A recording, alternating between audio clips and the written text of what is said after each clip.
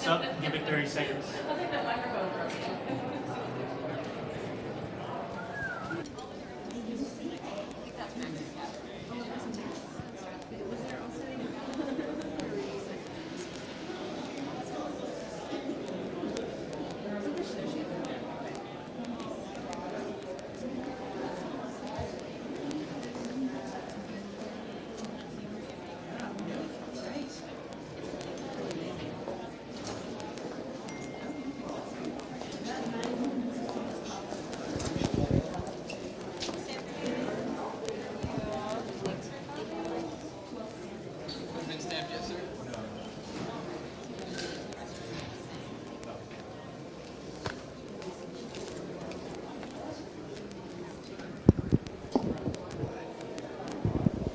We're live, you're saying?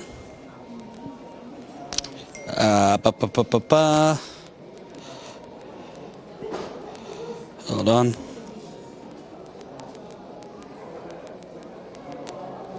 You're seeing us live? Cool. So, just so you know, it's going to be chaotic, but at some point we're going to move while live to the lobby. Because that's where Matt is, and he just got back to me. No, he doesn't have a band. We'll figure it out. Hold on. So I am live right here in Des Moines.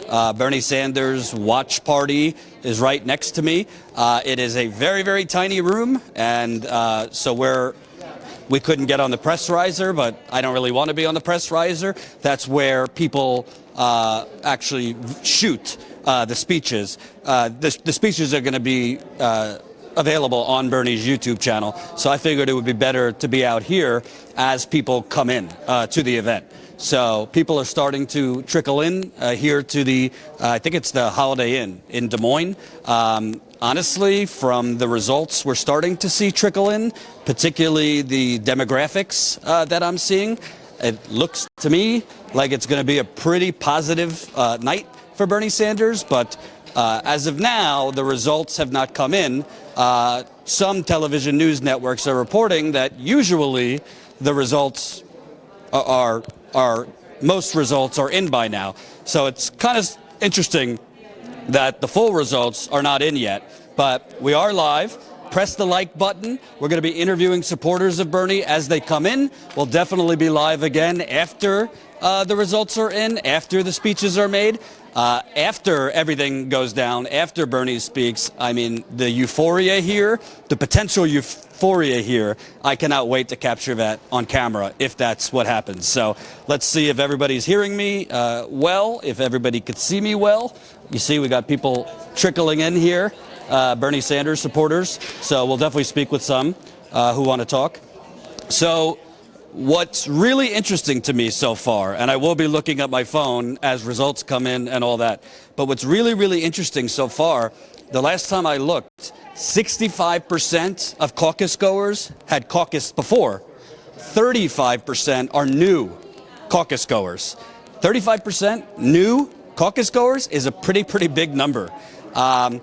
We don't know if that 35% is majority for Bernie Sanders, but we do know that Bernie Sanders' campaign strategy has been to get out new voters, first-time caucus goers, and 35% so far of those who caucused are brand new caucus goers. The other thing that I think is really interesting, and make sure you press the like button, make sure you smash the like button. It's the like button right under the live stream. Little clicking in the audio. That's what we're getting. All right, we're working out the kinks, so hold on. Hold on, we're working on it. All right, so Jen will text you so you know and can work on it. So I just told you 35% of those that have gone out are new caucus goers. The other number that I found really good is, last time I looked, the breakdown between ages 58% were over the age of 45. So 58% were over the age of 45. 42% were under the age of 45. That might seem like a really big gap between those over 45 and under 45, but 42% under 45 means that a lot more younger people came out for this caucus than is normal. The number that I looked at from 2016 and before then, generally young people have different demographics. They classify them as 18 to 24 and then 24 to 35. But basically under 45, previous caucuses, the numbers were like in the low 30s. So the fact that you have 42% are under 45, again, Bernie has been crushing among particularly 17 to 29-year-olds, but definitely the under 45 crowd. So the fact that 42% of caucus goers so far are under the age of 45 is really, really important. The other numbers that indicate to me, still clicking. Hey there, how you doing? I'm live. You want to talk? Hold on one second, we're working on an audio issue. No, you can come in. Yeah, they say still clicking. Hold on, we're working on it.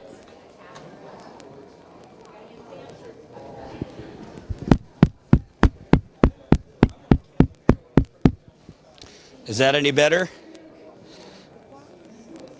Let me know if that's any better.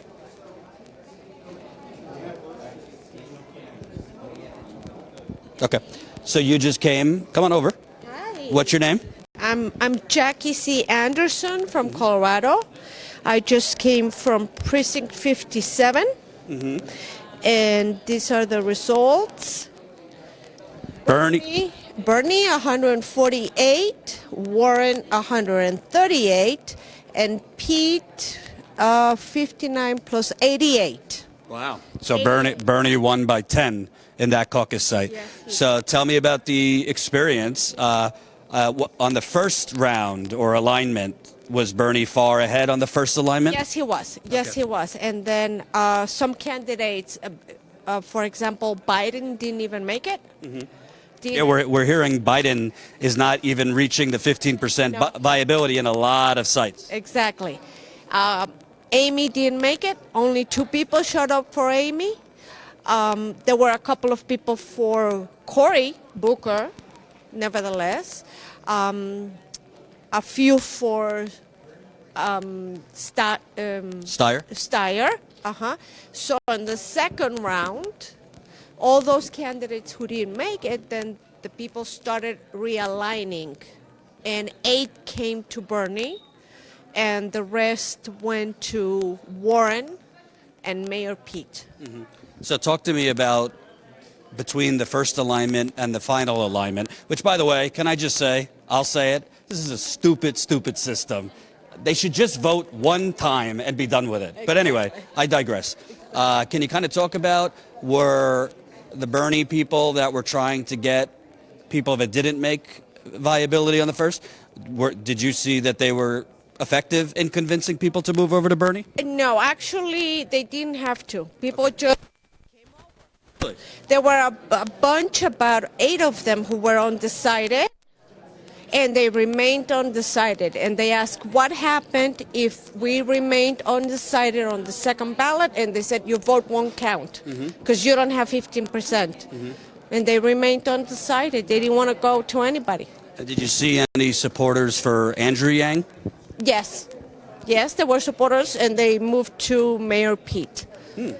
Interesting. Yes. That doesn't seem like typical bedfellows, Andrew Yang and Pete. So talk to me about what brought you in from Colorado, because honestly, the last few days, I've met very few people from Iowa. I just meet volunteer after volunteer from California, Arizona, New York, Chicago. Some other countries have come in. It's like the whole country and a lot of the world is coming in just for Bernie. And I contrast that to a Biden event I went to.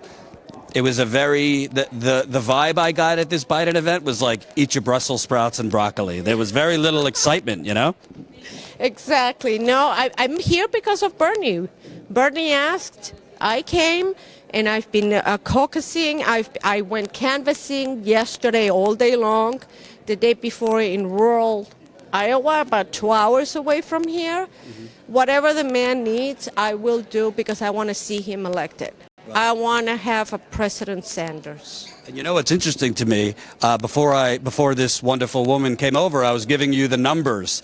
A number that's really interesting, you know, for over a year, CNN, MSNBC, the New York Times, the Washington Post, they all tell me, nah, Americans, they don't want government insurance. They don't want Medicare for all. You know? Oh, the talking points, you're gonna kick 150 million people off their private insurance? Well, 10 minutes ago I looked, those that caucused, 60% support Medicare for all. And I think the number was like 30, maybe 34 or 35%. I'll get the exact number when I can. But 60% supported Medicare for all, far less. You're talking 30, I think it was 34% supported, was opposed to Medicare for all. So it seems like the things we've been told for a long time, at least here in Iowa, not so true. I'll do you one better. I'm a 1%er. You're a 1%er. Yes, I am. The type Bernie hates, that's me, and I support him wholeheartedly. Wholeheartedly. Wow. Why is a 1%er who, you know, has some benefits to her and has, you know, some comfort financially, what speaks to you about Bernie? What speaks to me is that he has a vision for this country in which everybody benefits, everybody succeeds, not just a few. And it works for me. If I want to take the selfish attitude, it's better for me that people are better educated because then I get better doctors and better lawyers and better accountants and better mechanics and better teachers for my children. Okay? It's better for me if everybody's covered with health care, Medicare for all, because then my employees or my coworkers don't infect me, don't miss work, are productive, and it's better for my bottom line. You know, it's interesting you say that because studies have been done. They're not just productive. They're way more productive. Exactly. Workers are shown to be more productive the better benefits they have, the more humane the conditions are. There's been some studies that a 4-day work week, far more production. So, you know, Absolutely. but you are someone with a good heart that actually cares about your workers, and we need to spread that more. It's not so much about a good heart. It's common sense. It's just common sense. You are not an island. You live in a society. And you have to live with the rest of us, okay? So it's better to help the other people than to put more obstacles in their way and make them unhappy, because once all of them get really pissed off, then they're coming after me. Okay? True. That's what a revolution is, a bad revolution. What Bernie's calling for is a peaceful revolution, a political revolution, not an armed one. And that's what I support. Last question. Talk about the energy here. I mean, literally, I was at a Super Bowl party yesterday. I mean, I don't even know how they had that many people in the bar. I mean, I go to a Biden event. It's like you have to pay people to come in. At a Bernie event, it's like Woodstock here. Let me tell you, what I felt in this past 2 days that I've been here volunteering is a sense of family. I'm from out of town. I don't have a car here. I just came by myself. And wherever I go, I'll take you. You can ride with me. Or you need money for whatever. Or you want to have a sandwich, let me buy it for you. You know, I mean, it's such a sense of family, of community. It's so heartwarming. I can't explain it, but it feels terrific. Thank you for taking the time. And by the way, my media organization, Status Coup, we love progressive 1%ers. So feel free to reach out. We'd love to talk to you. Thank you. What's your name again? Jackie C. Anderson from Centennial, Colorado. Wonderful. I look forward. Bernie Victory Captain as well. Oh, Bernie Precinct Captain. Okay. No, Bernie Victory Captain. Oh. I'm an organizer in Colorado, and motivational and all that, and I get everybody to. Well, we're having our primary on Super Tuesday. Right. And I was there last time in Colorado for Super Tuesday. Bernie won. Yeah, absolutely. He won the entire state. And then for the first time, so we're having the Super Tuesday primary. Ballots are mailed to us. And then a few days later, we'll have the caucus. Well, I'm ready to see you in Colorado. There you go. Okay. Really? Send me an email. Absolutely. Thank you. Wonderful. Come on in. Hey there. Come here. Come here. I'm live. And I sent you an email. How are you? Oh, sorry. I'm getting so many emails. What's your name? So my name is Leila Martinez. I'm here from the Bronx, from New York. Hold on one second. Okay. I just want to make sure because I was just in an interview. All right. We got 600 people watching, so make sure you press that like button. I know that there's a lot of channels live, but as far as I know, we're the only ones talking to the people.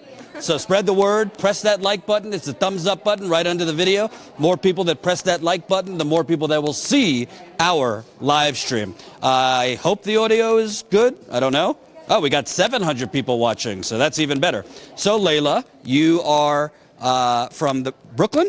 No, the Boogie Down. Oh, the Bronx. What brought you from the Bronx for T.O. Bernie? I came all the way over here because I heard that they needed support with Spanish-speaking voters. So I came to try and help out with that because we need Bernie in office. I'm also, yeah, okay. And I want to, she mentioned Spanish-speaking voters. So far, 4% have been Latino voters that have come out. That might not sound like a lot, but it's actually a good amount for Iowa. Yeah, exactly. So 4% of voters tonight have been Latinos. It might go up. I don't know, because that was like an hour ago I looked. But that's pretty good work if you can get 4% out. Yeah, I didn't find out until Monday that they were needing, because I received an email from the DSA, and I kind of panicked a little bit because I was like, how am I going to get there? So I started a GoFundMe campaign, and burners showed up, and, you know, they supported me, and I was able to buy the plane ticket, and I'm here supporting, and I'm just coming. I was in a satellite center, the Muslim community center here in Des Moines, and it was amazing. There were 119 people that voted for Bernie, and he has 9 delegates there. Wow. And could you kind of explain, because some people might not know what the satellite caucuses are about? So this caucus is the first time they're doing satellite caucuses, and it's basically like expanding to people that maybe are from Iowa but live out of state, people that are from Iowa but go to college in other states, but they're also doing, specific satellites for Latinos and minority communities. So share what that was like there. It was just amazing. I was in tears. I live streamed it from directly from there, and so everyone can see. It was amazing just to see how overwhelming amount of support for Bernie. And there was only 4 people that were voting differently. There was 3 people who were going for Yang and 1 for Pete, and the 3 people that were on for Yang went to Bernie. Nobody for Uncle Joe? No one for Warren, no one for Uncle Joe, no one for Klobuchar. That's it. Wow. Yeah. You know, it's interesting because Bernie is basically the only candidate that speaks about Palestinian human rights. That's exactly what they were talking about at the mosque, the imam that spoke. And it was amazing because, you know, there's always this thing about folks trying to erase the people of color and the women that support Bernie. So it was so amazing. That's why I was in tears to see how beautiful it was, to see all these beautiful people of color just flock to when they said, you know, who's in Bernie, stand here to the left, and to see, you know, this movement of people just stand up and just gravitate toward him. I was just in tears. It was really beautiful. Wow. It was amazing for me. So, you know, not that you speak for all Latinos or anything, but Bernie is doing incredibly well among Latinos. Nevada right now, he's polling through the roof with Latinos. He's definitely winning younger Latinos, but he's also really attractive to older Latinos. What speaks to you? I mean, this is an old white disheveled Jewish guy from Vermont, because, you know, the Democratic Party says he's anti-woman. You know, these women went on MSNBC. He's anti-women. He's anti-this. He's anti-that. Why, as a Latino woman, do you support Bernie? I've been supporting Bernie since 2015. Embarrassed to say that I had no idea who he was, but someone told me that they were going to be voting for him in the primary, and I said, let me check who this old white man is. And I found a video showing a compilation of his speeches over something 30 or 40 years, and it brought me to tears. I'm really sentimental, so I cry often. But I realized that he was fighting for me and people like me for over 40 years, right? Since before I was born.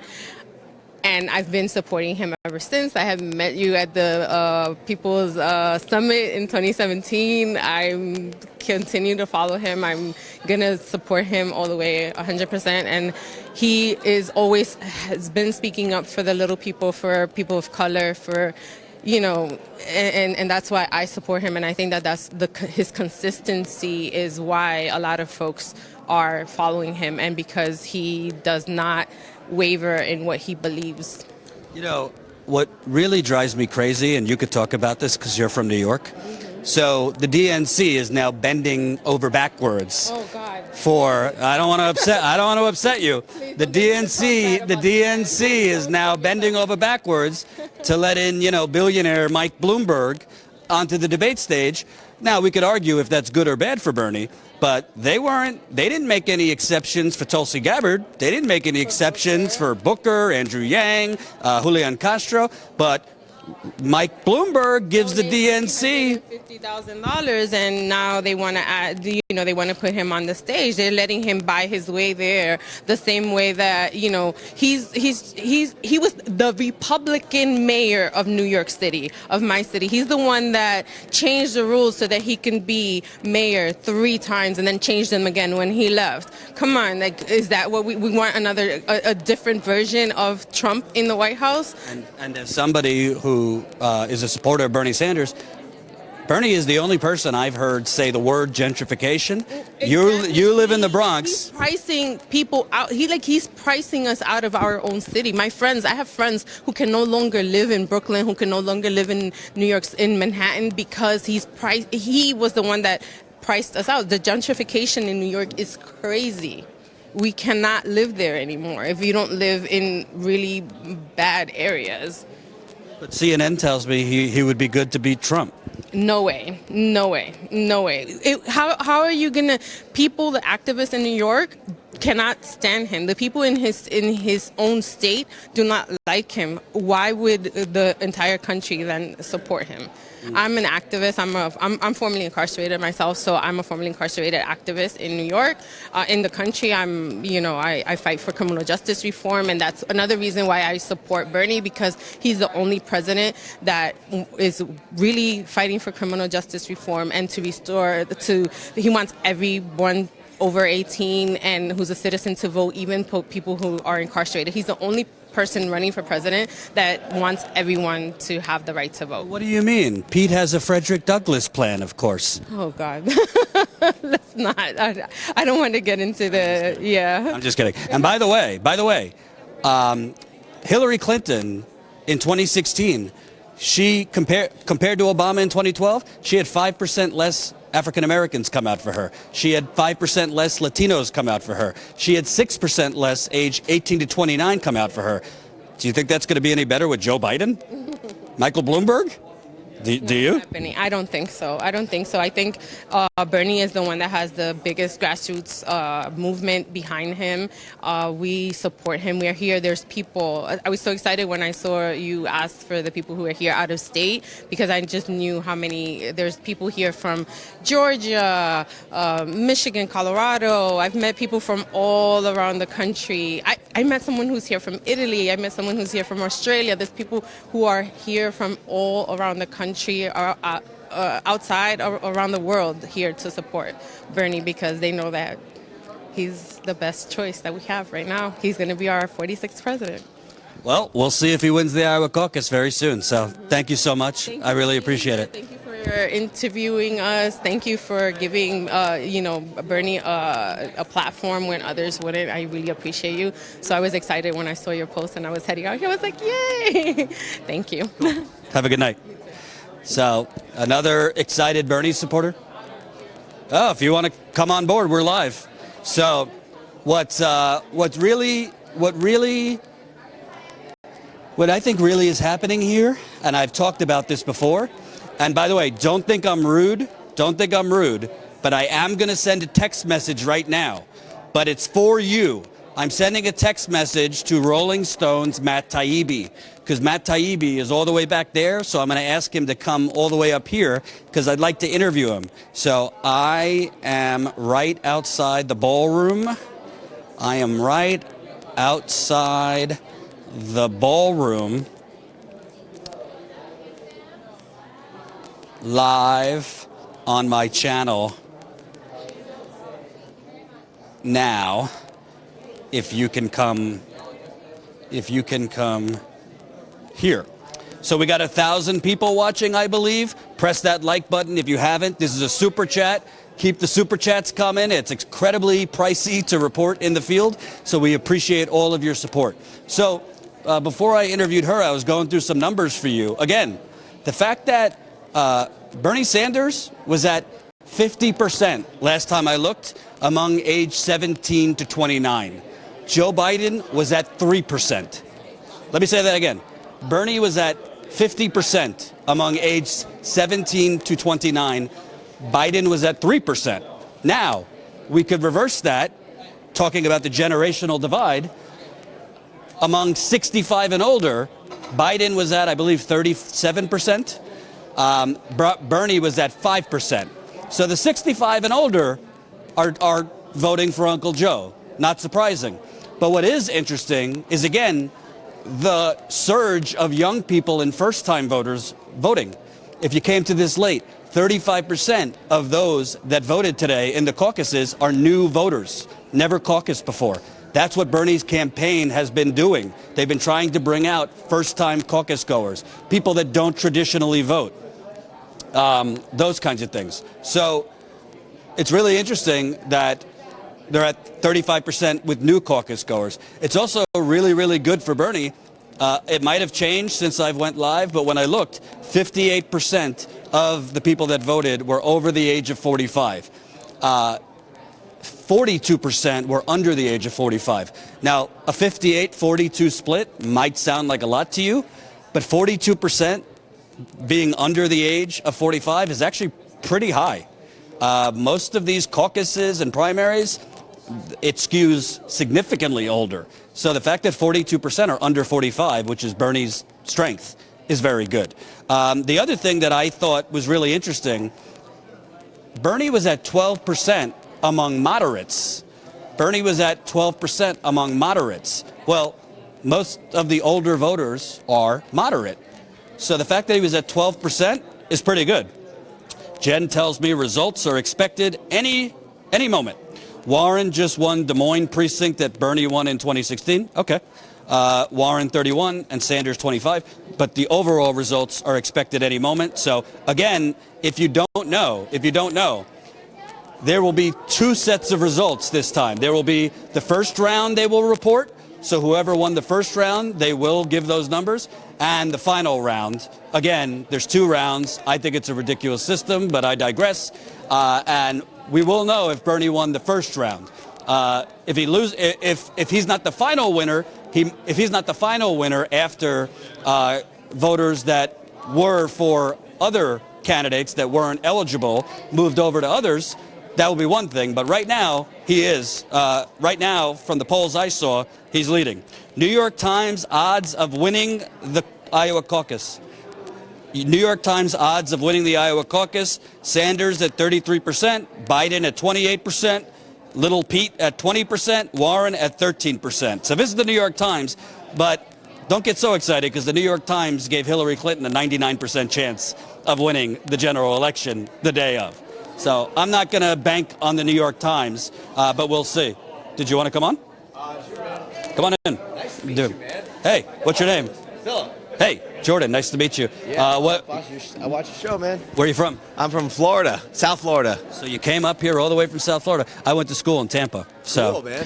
What are you thinking? I mean, it's kind of chaotic. There's a lot of different areas of Iowa that are voting right now. Most of the things I saw on TV, Bernie was doing exceptionally well. Actually, Biden was not even viable in a lot of sections I I heard saw. that. So what was it like? Did you go to a caucus site? Tell me about your experience. So I went to, I believe it was precinct 225.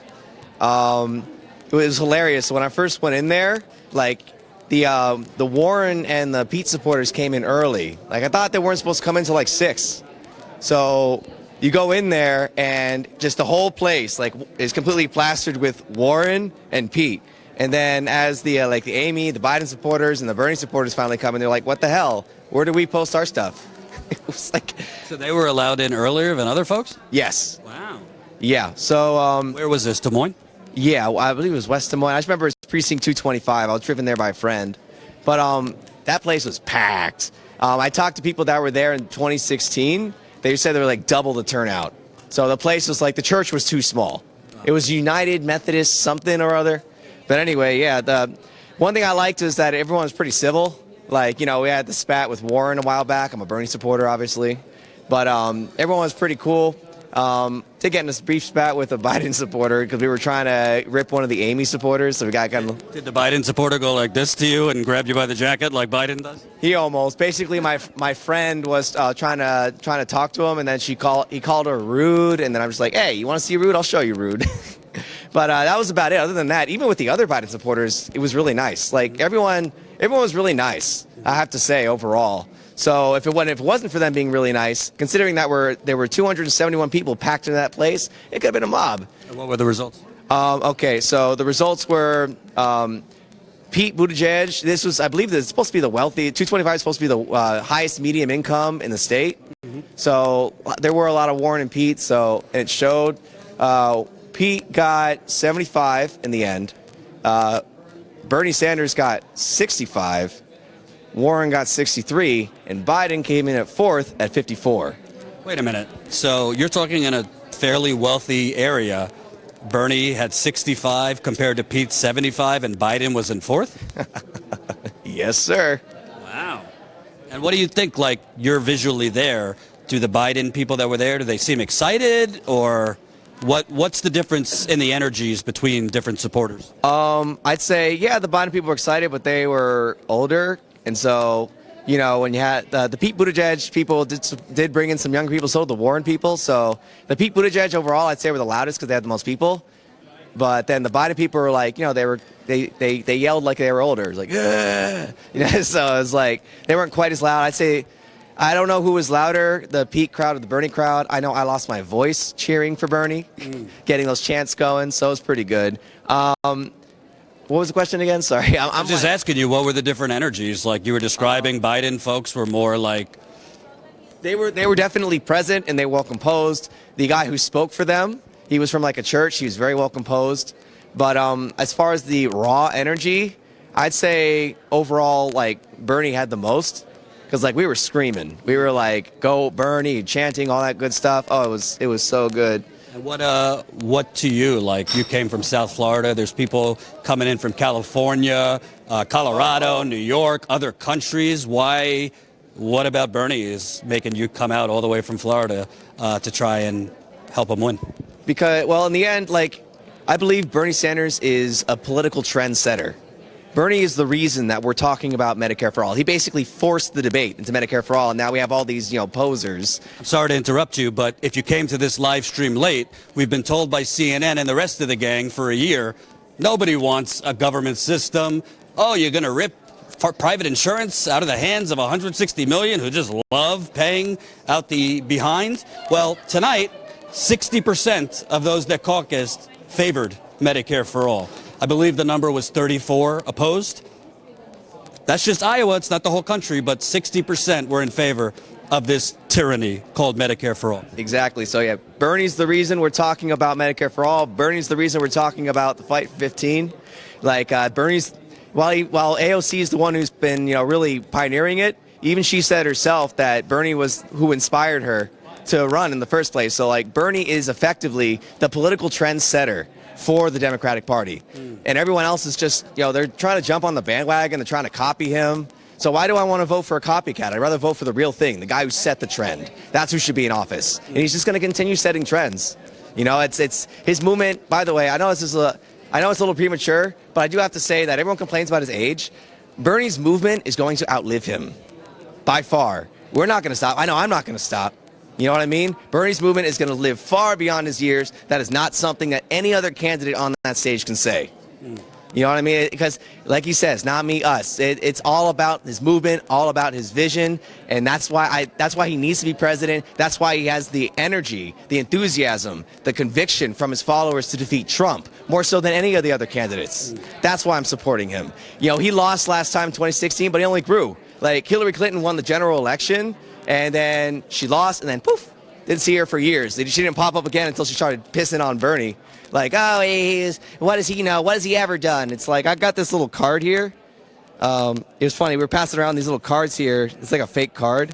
It's like every time someone says, what has Bernie ever done? We got a full list of all his accomplishments going back to the 60s. It's just it's BS. But yeah, Bernie's the only, like, truly legit candidate. I'm kind of sorry to see Warren. Like, I like her a lot. She kind of shot herself in the foot with the sexist Bernie thing. You mean when she stabbed him in the front? Yeah, like what's his face? Trump's spokesperson for 10 days. Yeah, she's a real front stabber. But you know what's interesting about Warren, and I've been saying this was going to happen, on health care. All the polls show Bernie is trusted #1 on health care. But the number one issue in the polls of people who voted today, 41% said health care. Well, when Elizabeth Warren was with Bernie, and proudly, I didn't think she meant it, but proudly for Medicare for All, she was the front runner.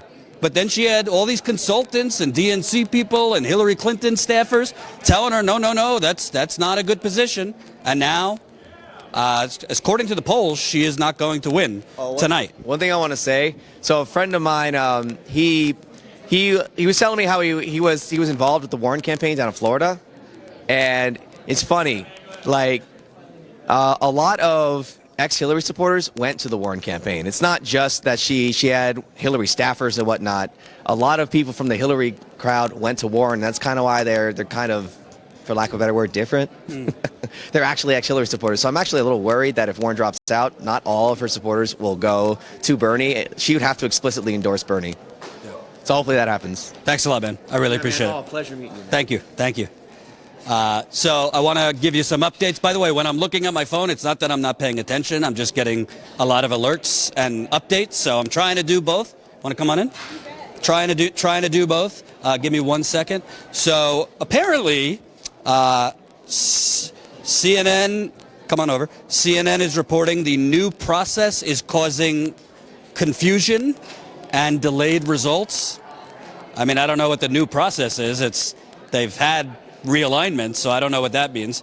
The New York Times is reporting by this time nearly 80% of the total vote was counted in the Iowa Democratic Caucus in 2016, at least based on the data we have saved from last time. I can imagine the huge number of candidates plus the high turnout making it take a little bit longer this time, but nowhere is a surprise. And another person tweeted out from the New York Times, wondering why there's no results yet. Party officials tell me they're doing quality control, which could include making sure preference cards and turnout align with results. I don't want the Iowa Democratic Party or the Democratic National Committee doing any type of quality control because I don't trust them. But that's just me. Me neither. What's your name? My name is Vicki Kepling. I'm here from Springfield, Missouri. Wow, Missouri, right here. No, right? And I came up with some friends. In 2016, I was a national delegate for Bernie and still have the same dream. You know, I want to bring up Missouri for a second. Am I saying it right? Yeah. Okay, Missouri, because all we hear, Bernie, disaster against Trump. He's not going to, no independents will go for Bernie, no Republicans will go for Bernie. Well, he lost Missouri by a point, I believe it was. It was very small. In fact, in my county, we were #2 in the state. Greene County, Missouri, #2. So we really rocked it back then. I started the Missouri State University students for Bernie Sanders, and we registered 260 students in one day to vote. Mm-hmm. Yeah. So Missouri, I've been to St. Louis, which honestly is modern day segregation. It's terrible, the way they treat black people, young black men in particular, but other parts of the state have been ravaged by deindustrialization. Other parts of the state, you got people working 2 to 3 jobs, just like everywhere else. And frankly, you know, it's a red state that generally votes against its own interest, but there is more of a progressive pocket developing in places like Missouri, and Bernie has gone into red states. He went down to Mississippi in 2017. He's gone to Kansas. He's gone to a lot of red states. Why does somebody from a more conservative state, what attracts you to somebody like Bernie? Well, there's a lot of things. One of the big things is he's the first politician that made me really feel like he cared about me. I had given up on politics back in the Occupy Wall Street days and just focused on issues, and then Bernie ran, and he stood on the same side as the Occupy. And so he gave me hope. He gave me hope that we could really change politics. We knew it was going to be hard, but he also inspired me to run for state representative in Missouri. So go Bernie. When did you run? Right now. I'm running for state representative in District 135. You know, it's really important that you said that, because I know a lot of progressives were really, really, really down after 2016. Even a lot of them were like, Bernie sold out and all these things. But Bernie really was like a mass recruiter. Bernie called out, I want, as important as it is to win the presidency, I want a lot of people that organized for me, voted for me, to run for office themselves. And you have this explosion of candidates, progressive candidates with no wealth. They're knocking on doors. They're not taking money from the usual corporate suspects, and a lot of them are winning on a local level. And you're one of them that's running. I'm actually too running in the Green Party. I was disgusted with the Democratic Party. I don't know if I'm allowed to say this on live TV. Let it go. I was so angry. I voted straight ticket Democrat for decades. And then to see what they did to Bernie in 2016 just infuriated me. I woke up every day furious for a long time. And I knew I needed to run. I don't have a lot of money, but where I'm from in Springfield, Missouri, we have very high poverty level, 25%, and we have a very low unemployment rate, like 2.7. So there's a real problem. I hear chants. All right, so there's a Bernie chant, so something's going on good. Sorry about that. Keep going. Oh, I just wanted to thank you for being here, for one thing. I just think it's real important that Bernie get elected this time, because last time, again, I started the Missouri State University Students for Bernie Sanders. I was an older student, and I saw these students. They were so excited to vote for the very first time, and then they got their hearts broken. You know, they thought they were doing the right thing, and then they saw how the system cheated them. And I think we have to stand up for that. And we also need some accountability from the party. Well, let me ask you one more question, because, I mean, we're already seeing the generational divide tonight. Right. I mean, 65 and older is going for Biden at about 37%. Bernie's at 5% among 65 and older. But 17 to 29, he's at 50%. Yes. So, like, the generational divide is significant. But in a lot of polls, including New Hampshire, Bernie's actually closing in among older voters. So what would be your message, not that I know your age, but to maybe some boomers that think, oh, we can't win with we could only win with a moderate. You know, we could only have, you know, broccoli and Brussels sprouts. What would be your message to some, if Bernie wins Iowa and more people might be open to him, what's your message to older voters that have been conditioned to think somebody like Biden or Buttigieg is the only type of candidate that could beat Trump? I think they really need to look at the most vulnerable voters that we have, and they need to consider their grandchildren and future generations, and not just right now. Now is not the time for the status quo. Now is the time to really push to balance, because we are way out of balance, in my opinion. What's your name again? Vicki Kepling. Thank you, Vicki. Springfield, Missouri. And good luck on your run. Thank you. Here, take my card. Maybe we'll do an interview again. I would love that. Yeah, Thank you so absolutely. much. So I want to give you more of an update here, because I'm getting a lot of alerts. By the way, we got 1,500 people. Hold on. Steve Kornacki just read a statement from the Iowa State Democratic Party on MSNBC.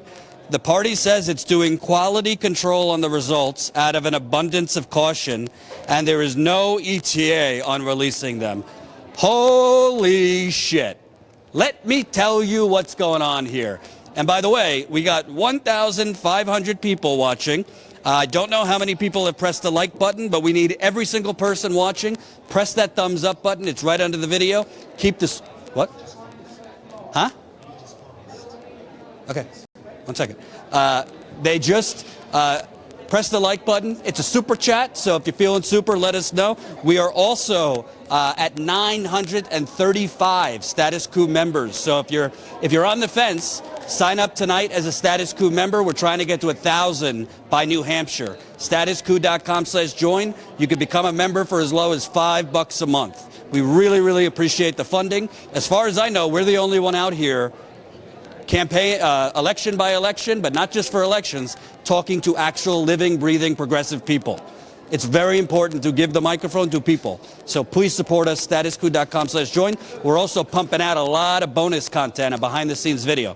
So let me tell you, the Iowa State Democratic Party is doing quality control. Let me explain what quality control means. The Iowa State Democratic Party, in partnership with the Democratic National Committee, came up with a brilliant fucking idea. Okay? Let's do an app. Let's do an app. And I reported on this before, so I don't want to say I told you so, but I told you so. Let's do an app. Well, if you don't know, they used an app in 2016, but it was from Microsoft. Microsoft were the developers of the app. So it went pretty smoothly. Well, I got a lot of issues with Bill Gates. That's a story. We'll talk about that another time. But Microsoft knows tech. They know what they're doing as far as tech. So probably nobody even knew they were using an app. And when I say using an app, they're not using an app to actually vote. The people are voting like they always vote. The app is meant to send the results to the Iowa Democratic State Party. But for some reason, they decided not to use Microsoft this time. They're using a different company that the Iowa State Democratic Party refuses to tell anyone who the developer of this app is.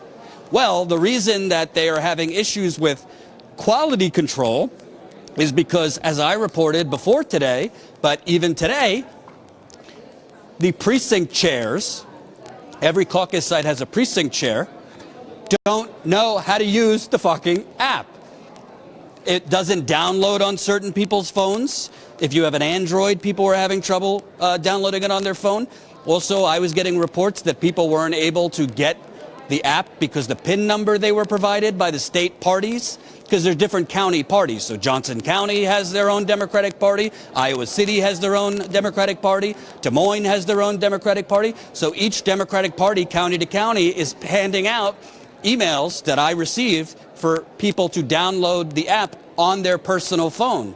But some people have iPhones, some people have Android, some people have whatever other technology, and the PIN number is not working. So now the Iowa State Party is doing quality control on the app, which means there's a lot of issues transmitting the results on this fakakta app that we don't even know who is the developer behind the app. What could go wrong? And we're supposed to trust, I'm not trying to be a conspiracy theorist, but we're supposed to trust the Iowa State Democratic Party and the DNC, because the DNC is the one that is behind using apps in Iowa and Nevada. You're trusting the DNC, who just changed their own rules? There you go. That just changed their own rules to allow Michael Bloomberg to debate? You're trusting the DNC, who literally reports are coming out that there are DNC members meeting all anxious and agitated. We need to move the superdelegates back to the first ballot. I mean, it is a mess, and at this point, I don't know when they're gonna report the results, but it's not a good thing. It's not a good thing. So, here we go. Come on over, sir. Oh, I spoke with you last night. How you doing, man? How you doing? What's your name again? Dale. Dale. Where are you from?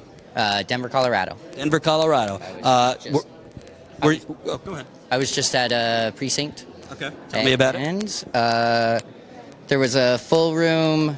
My Twitter handle is Rocky Mountain Progressive. And on the first alignment, it was 64 Pete, 55 Bernie, 47 Warren, and 44 Biden. Those were the only viables.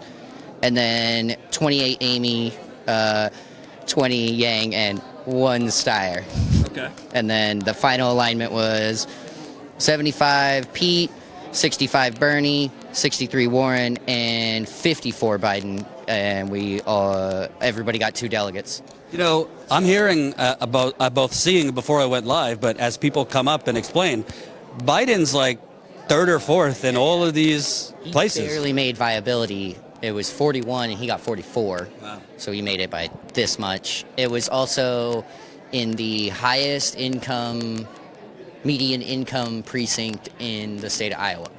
So just to give you an idea of where I was. Wait a minute. The Democrats and all the people on TV tell me he's the most electable. Yeah. That's what the TV, the mainstream media will do. Tell me about the energy. I mean, Pete at this particular place got the most. Yeah. Bernie had a lot, but We were just trying to keep up.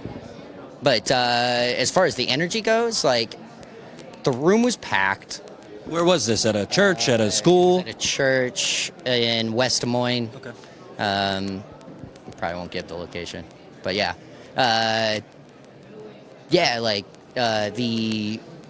And of course the Biden people didn't seem too excited. The Pete people did the High Hopes dance. Oh my God. And I was like, I used to like this song, and you just ruined it again. And then Bernie, not me, us. We got that chant going. And then, have you heard Warren's Got a Plan? Yeah. Yeah. So those were the little chants. Wait, they did a chant. I have a plan. Warren's got a plan. That was the chant. Warren's got a plan. Warren's got a plan. So we talked last night. There's people from all over the country. In some cases, people flew in from other countries. Yeah. Somebody from Germany the other day. Germany. Yeah. So when I went live, I was saying there's 35% of the people that voted tonight are new caucus goers, which is a very high number. Did you come across people that might have been new? There was 271 at the precinct and 101 newly registered Democrats. Wow. That just showed up to register at the event. Wow. So that's roughly a third. Well, obviously I can't say for fact. I don't know, but Bernie's campaign has openly said their strategy is to get non-traditional voters, first-time voters. They were trying to get more Latinos to come out. Iowa, not a big Latino population, certainly not a big African-American population, but Bernie's campaign was trying to get more Latinos out, more African-Americans. So, if you have 100 people coming to this site, it's pretty good. Yeah. I heard Chuck Rocha this morning say it was 6% Hispanic and 12%, I think he said, African American, and then Iowa's kind of a weird state to start with, but you know what I mean. Yeah. That's definitely the strategy.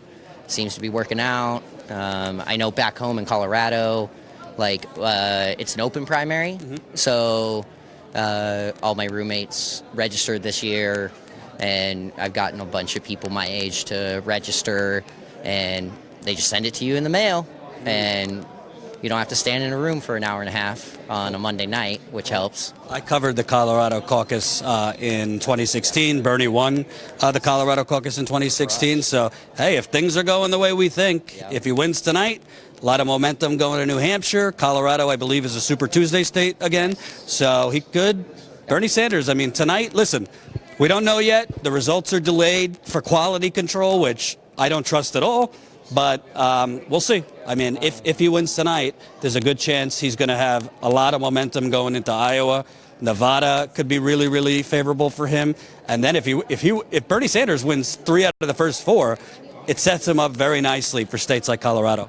Every precinct captain had its own app made by Bernie as well. So we will be able to kind of cross-check or whatever. Right. But I get your point. And then in Colorado, looking good. Of course, Boulder, Colorado, and we're just kind of trying to get as much as we can out just beyond Denver and just try to stem our losses, I guess, in that area. You go up to the mountain towns, a lot of Bernie people up there. I've been kind of venturing around Colorado following the Senate campaign. Andrew Romanoff? Andrew Romanoff. That primary is actually June 30th. And of course, the presidential's on March 3rd. So we have a little bit of time to get it ramped up and momentum. Somebody's got to beat John fucking Looper, because let me tell you something. Frackin' Looper. Yeah. Because this man allowed fracking right next to elementary schools. Yeah. He also sued the cities that wanted to make their own setbacks. So the state setback is 750 feet. And they sued Broomfield, Longmont, Thornton, and Boulder for doing like even as little as 1,000. So like an extra 250 feet away from structures. And I live in the first town just north of Denver, and you can see about 5 fracking operations, and then you'll see one of them disappear with all the lights on it and stuff, and then you'll see it pop up somewhere else up on the hill up over town. So it's just like, and none of that started letting the cities start about how in certain hunting tracks there's actually like a bunch of little wells and stuff, and it's making it so that the deer and elk won't go through that track anymore. So then it basically ruins the hunting at all in that, tract. So that's my brother's big issue. So, he cares about it. But Thanks, brother. I'm not a hunter, so. Appreciate it. Enjoy yourself tonight. Yeah. Cool. So as you can see, the line for people to get in starting to get a lot longer. Obviously, people were at different precincts and different caucus sites. So now, as the caucuses actually end, they are starting to come in hot and heavy. Hold on one second.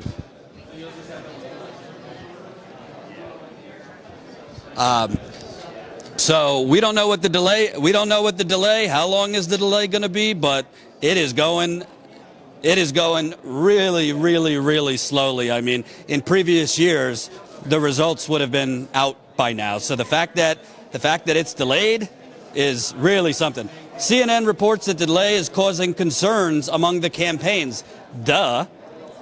Thank you, Jen. Keep the updates coming. I'm trying my best to update as best as I can while being live and talking to people. So this delay, I don't know. CNN breaking news. Buttigieg campaign worried about delay in results. Oh, my God. Buttigieg's campaign is worried about the results. Let's call the fire marshal. Come on in. We're live. Hello, Tina. They're not reporting anything on CNN saying they don't have results yet. Just to let you know, I was streaming at the Polk County, Des Moines. Bernie Sanders took 47% of the votes, 5 delegates. Pete was number 2. Biden was number 3. Warren wasn't even viable on the first round of voting. Wow. And not as I expected it would be. And I'm hearing, like you just said, Biden 3rd, 4th at a lot of these places. I didn't see Pete be number 2. When people started filing into the room, I was like, wow, there's a lot of Pete support here. And some of the Warren people went to Pete, which I didn't understand either. You would think they would have all gone to Bernie. All the Yang people did go pretty much to Bernie. The Tom Steyer people went to Bernie. Anybody for Tulsi there? Maybe 2 or 3.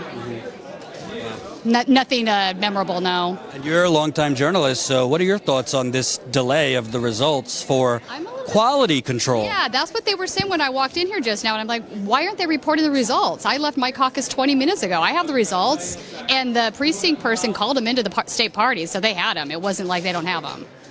I think that's a little bizarre and fishy, and I don't know why, though. Well, the DNC, the Iowa State Democratic Party, are using an app. They don't tell anyone who developed the app, so we don't know. Although I did read something today on The Intercept that was in association with some company that works with the DHS or something. I saw it in passing. Did you read this? No. Okay. I don't know. It's very weird. Well, from the caucus by caucus reports that are coming in. What else are you hearing? I mean, a lot of the sites were changed last minute, so. Yeah, they did. In fact, there were people at our caucus that had to switch earlier today from another. They had to keep checking in, they said. But they thought the reason is there was more people saying they thought the first location was too small. I don't know. Right, but as I was talking about earlier, the state party, your one goal, your one responsibility is to know how many people are registered, how many people are expected to come out. You should kind of know this not a day before, maybe 2 or 3 weeks before, so you have an idea how big of a space do you need. So it seems like either for sinister reasons or just gross incompetence, it's a giant clusterfuck. I'm going with gross incompetence because from what I'm seeing, there's some for example, the woman that was handling the conveyor, she got a little bit confused about some of the rules, and she told people that they could leave when they actually couldn't yet. So then there was some back and forth on that. But then they had a very skilled Bernie Sanders precinct captain in there that said that's not right. We were viable on the first round of voting, so any of our voters that left, they're still good. You can't remove their ballot. They left the paper with us. They were viable from the first round. They were never going to switch, because if your candidate is 15% or above on the first round, you're locked in. You can't move. So the only people that can move are those that are under that threshold. So his argument was look, they were already locked in. And that's a new rule this year, because in the past they could move, but now you're locked in. Yeah, so that worked to our benefit, thank God, because a bunch of folks left. They thought, well, okay, we're done. Right. And then she's like, no, well, we're going to have to redo the count now. And everybody started getting angry. We'll see what happens. I don't really trust this quality control business. I don't either. I think it sounds like hogwash. Yeah, I heard CNN saying that. I was like, what? Come on, CNN. If I got the results from the one I was in, you can't tell me that aren't 50 other reporters that could give you those numbers right now. Well, it's also kind of fishy because the Des Moines Register, yeah, the poll. a couple days ago, it got leaked. It got leaked. And I was talking to you yesterday. What did I say? I said to Tina yesterday, I'm pretty sure they didn't release it because Biden was under viability. Yeah. And what do you know? It got leaked today. Yeah. Biden was at I think 13 or 14%. Yeah. So they just so happened. And Bernie was 30%, right? He was at 22. Oh, 22. Okay, so something high. Bernie was in first. Warren was at 18. Buttigieg at 16. Biden, I think it was 13, but it might have been 14. Either way, Biden was under 15. So the gold standard doesn't release the results because Pete Buttigieg's campaign complains about one person who was called and Buttigieg wasn't offered. And now the results are delayed because of quality control. Yeah, what does that mean? I know, I'm baffled by what that means. Does that mean they have to look at the paper trails, but because they've never cared about that shit in the past? Why? Well, the app is the way they transmit it, but they're supposed to have backup paper ballots if the app fails. Which they do. So that's what I'm saying. Is that what they're going to do? Because that would be bizarre to me. I mean, this is something they've never done in the past. They usually are so loosey-goosey. Well, you're a journalist like I am in the fashion of we don't just breathlessly regurgitate what powerful officials say. No. So my mind is trained to think they're lying. Yeah, and I don't know, the polls say Bernie Sanders is in the lead in Iowa before the caucus night, and now we can't release the results. It just seems very funky. It's funky. I agree. It's funky. And, what really bothers me, though, is I'm tired of the cable news networks constantly playing games like this with these parties, the political people in charge of each party. Mm-hmm. They're not doing their jobs. They're not holding anybody accountable. They just take whatever they're saying as fact. And like you said, they're regurgitating it, and they're not questioning it. It's it's like that guy, I think I told you a story about, I'm having this flashback to that MSNBC guy I got in a beef with on Twitter a couple of months ago. And I just said to him, I said, where's your commitment to veracity? You're a journalist. And his response was, that's your first mistake. I'm not a journalist. I'm like, you work for a news organization. Does he clean the bathroom or was he a journalist? I told MSNBC to come get their trash. Oh, my God. Where can people find your work? So my Twitter handle, I pretty much put links to everything on there. It's Tina Desiree Berg. It's Lefty Desiree McLefty Face. Wonderful. We'll catch up later. Nice to see you, Jordan. Bye-bye. So, as you can see, the people are coming on in from their caucus sites. A lot of Bernie volunteers, Bernie voters, those kind of things. So we'll talk to some more people as we go. There is a delay in the vote. I wonder why there's a delay in the vote. Never heard of such a thing. We got 2,100 people watching right now, 2,100 people. So make sure to press that like button. It's the thumbs up button right under the video. The more people that press the thumbs up button under the video, the more people that will see our live stream. I also want to remind you this is a super chat, so thank you so much for all those contributions you're making. It's incredibly expensive to travel and to cover the campaign like we do. We're going to New Hampshire next, and depending if we have the funding, we're definitely hoping to go to South Carolina and the other states. So please, if you can, pitch in. As you could also sign up as a Status Coup member. Right now, I believe we're at 935 Status Coup members, so you could sign up for as low as $5 a month. You also get great bonus content and behind-the-scenes footage from our reporting in the field. Jamal, behind the camera, has been pumping out behind-the-scenes content just for our members. So sign up, statuscoup.com/join. Jen telling me basically everyone on cable news and on Twitter is confused and worried and saying it's a giant clusterfuck. Well, what do you know? Everybody's saying it's a clusterfuck. Jen, can you tell me, did Status Coup, did we report early, like days ago, that this was going to be a giant clusterfuck? Because these corrupt, incompetent idiots were using an app without telling anyone who made the app? And now we have to wait for the results? When are we going to have to wait for the results? When are we going to get them? In 2021? It's ridiculous. Absolutely ridiculous. So more people are coming in here. The Bernie event is in Des Moines. I will tell you now, let's timestamp it. It's 9:40. I do have to pee. I do have to go to the bathroom, but I'm just going to keep on going. So we'll see how long I can last here. Let me read a couple comments, questions, concerns here in the super chat. What do you think about this delay? A total incompetent caucus. Eric says, let's see, what do we got? You guys are awesome. This is a great stream. Thank you. We want to be with the people. Right now the people are blocked from coming in, but we'll talk to them when they're allowed to come in. Hey, by the way, even though the results are delayed, the numbers that I'm seeing before I went live, to me, indicate Bernie's going to win. The fact that 35% of people that came out to the caucus are new caucus goers is huge. That is a very high number of new voters. So more people coming on in, showing their bands here. So hopefully we'll be able to talk to more people as they come out. There's a bar here, so people are lubricated and having a cocktail or two. So very, very nice. CNN, MSNBC now saying, let me get this up. CNN, MSNBC now saying Iowa is a disaster and shouldn't be first in the nation. Wait a minute. The same pundits who have been talking about how amazing Iowa is, how Iowa sets the example for the rest of the country. Iowa is a trailblazer. Now they're saying Iowa is a disaster? You don't say. And by the way, I'm not trying to offend the people of Iowa. This is not an offense to the people of Iowa. But I will say, this caucus system is ridiculous. It is a ridiculous system. I know Bernie won more caucuses, but this whole first round and a second round and moving over and, the way they do delegates is weird. Just have a space where people could go behind a curtain, cast their vote, and leave.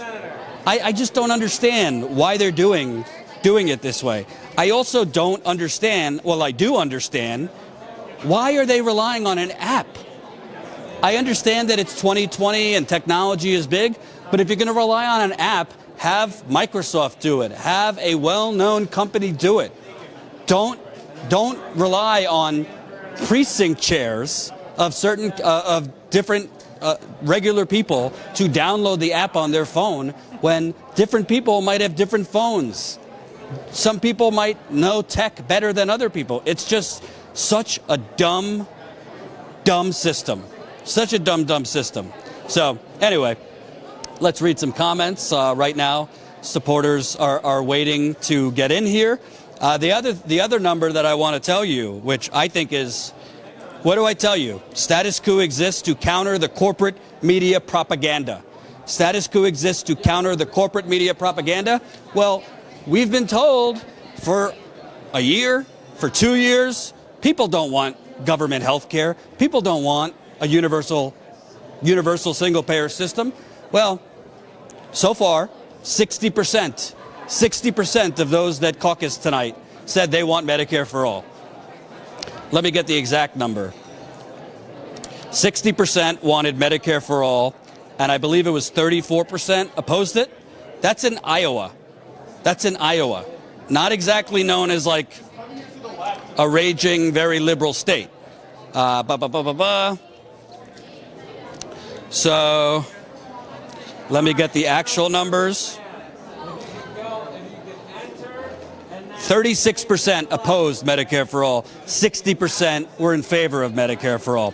Also, 58% of those who voted are 45 and over. 42% of those who voted are under the age of 45. You got more people coming in here, Bernie supporters. Jen is sending me a text here, so let's see. The Iowa Democratic Party has issued another statement with the same stuff about quality control, that the results are delayed because of quality control. So we'll see what happens. We'll see what happens. It's very, by the way, I've never seen this at a Bernie event before, so maybe it's because they have so many people they're expecting, but it's a lot more like run as a tight ship. Like in the past, I've basically been able to move wherever I want. Tonight, the campaign is making it a lot stricter on where you can and cannot go, probably because of the fire marshals, and there's a certain number of people you could allow in without breaking the law, so they're trying not to break the law.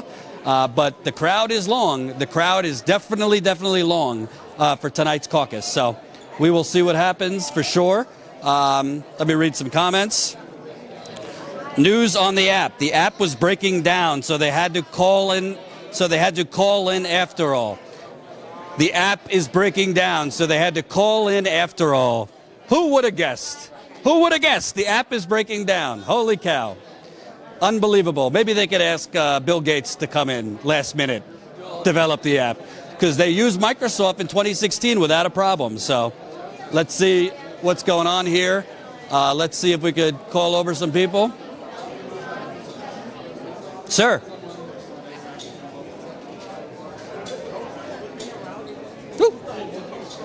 Want to come do an interview quick? All right. All right. We're trying. We're live. Want to come say hello? Come on over here. Okay. Man, I wish I could have that. What's your name? Dustin. Where are you from? Detroit, Michigan. Detroit. Love Detroit. Yeah. So you see in the news that the results are delayed because apparently this app isn't working? I've heard word of that. That's a little unsettling.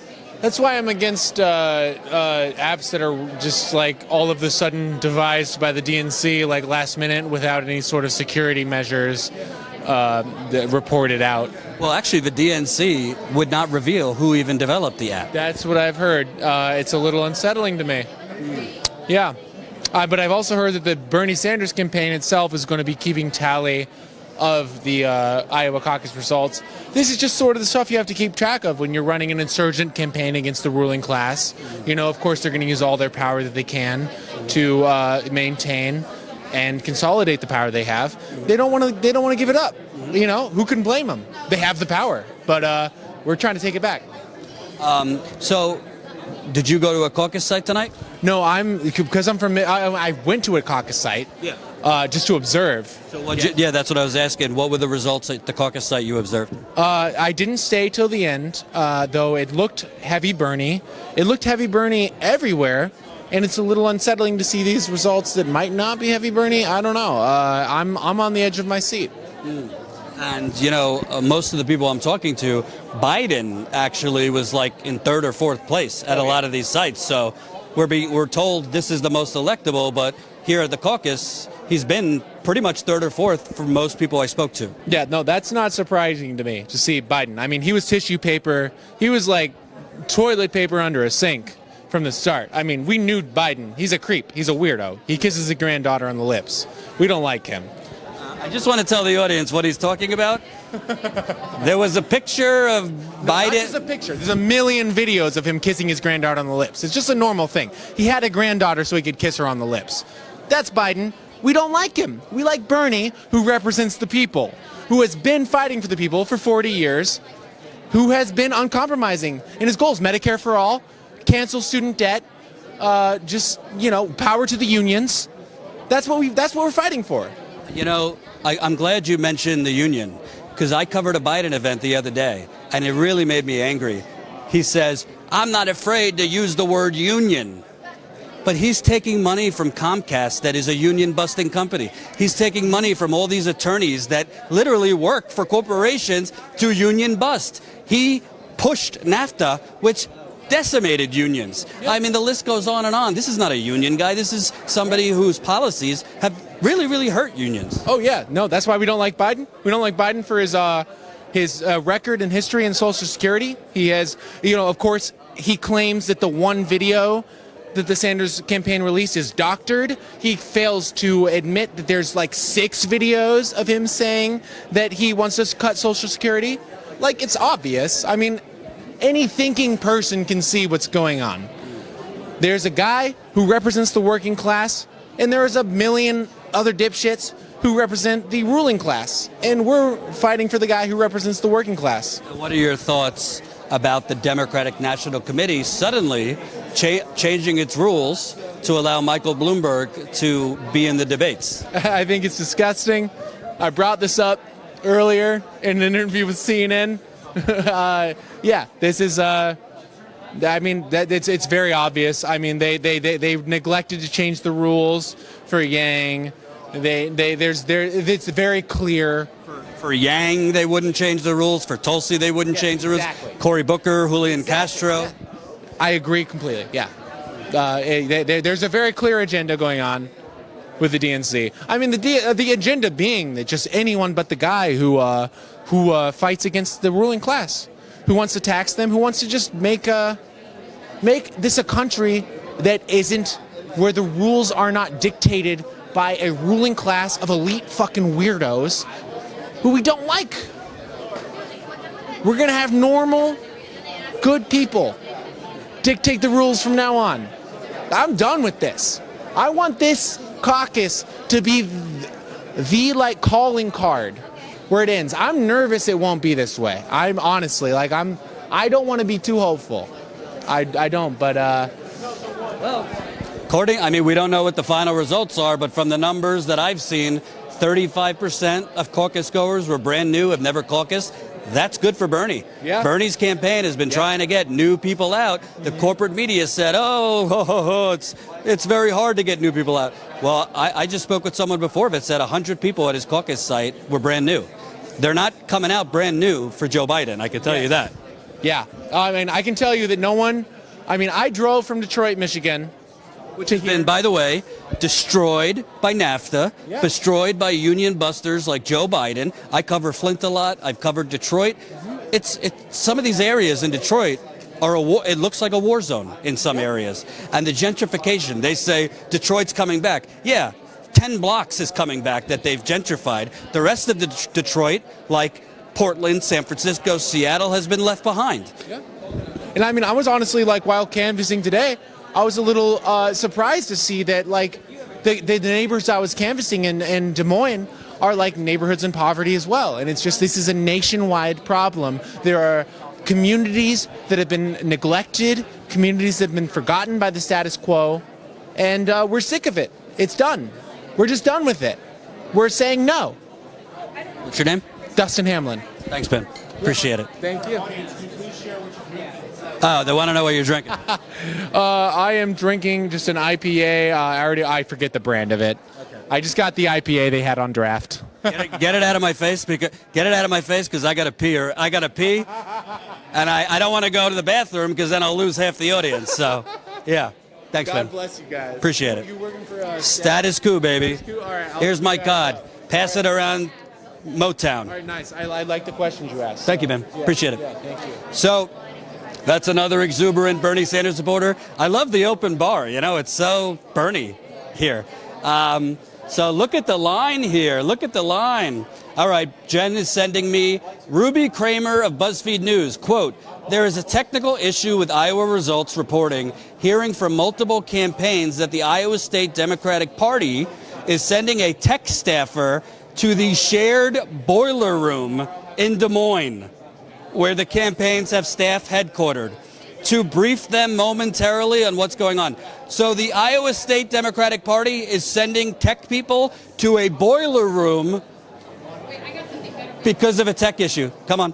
Okay, so this is the caucus that I was just at. Okay, this is the caucus I was just at. Is there a way to blow this photo thing up? Put it up. Can you put it up? Okay, There. This is the caucus I was just at. I asked her before I left. So this Bernie had 101 votes. Pete had 66. These are not even close. They just did a coin flip for the last delegate. Another coin flip. What? Why though? And after I left, it was like, I don't know. Can you see this? Okay, like it's. Look at that. Somebody just DM'd that to me. I'm like, wait a second. That is So they're doing coin flips at some caucus. We left. I said, that's it. We're good because I'm gonna. She's like, no, we're good. That's it. And then wait, what the hell's going on here? I was like, I gotta go show this to Jordan. Well, honestly, whether sheer incompetence. Right. Bernie's group had 101 people. Pete's group had 66. This is absolutely correct. And now they're doing a coin flip to decide? Bernie and Pete end up tied at 4 delegates following a coin toss. When I left, he had 5 delegates. Well, hopefully Bernie's campaign is on this because it is a clusterfuck if I've ever heard or seen. I just can't anymore. How is this happening again? Because these are oligarchs that do not want populism, progressivism, and human rights to win. So we'll see. Yeah. All right. All right. How about share that with you all? Thank you very much. So right now, again, the results are delayed. I don't have a TV in front of me, so I don't know what's being said. The Iowa State Democratic Party put out a statement. Big news here is turnout. They say it's on pace for 2016, which is low. It's on pace for 2016, which is low. 172,000 people turned out then, down from the record high of 240,000 in 2008. Sean Sebastian on Twitter. I am the caucus secretary for Story County Precinct 1-1. I've been on hold for over an hour to report the results. We have 6 delegates. So basically what's going on is, as I said was going to happen, the app is malfunctioning. So they are now having the precinct chairs, caucus to caucus, call in the results. So that's why it's delayed. But why there is a coin toss going on is absolutely beyond me. The fact that there is a coin toss, I have no idea. Hey, everything's good with the live stream? So I need you, hold on folks, I need you to go into the press room and I need you to get my jacket. Where we were when you were sitting on that couch. My jacket is up the right side, probably the first or second row, because I need my phone charger. Thank you. So more people are coming in here. Supporters that were observing caucuses. Some might have caucused.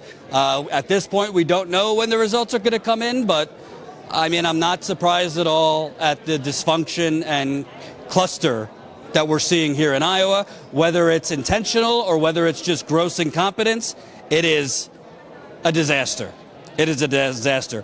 However, I will say, from what I have heard and seen, the Bernie campaign seems to be very, very organized and very, very prepared for something like this to happen.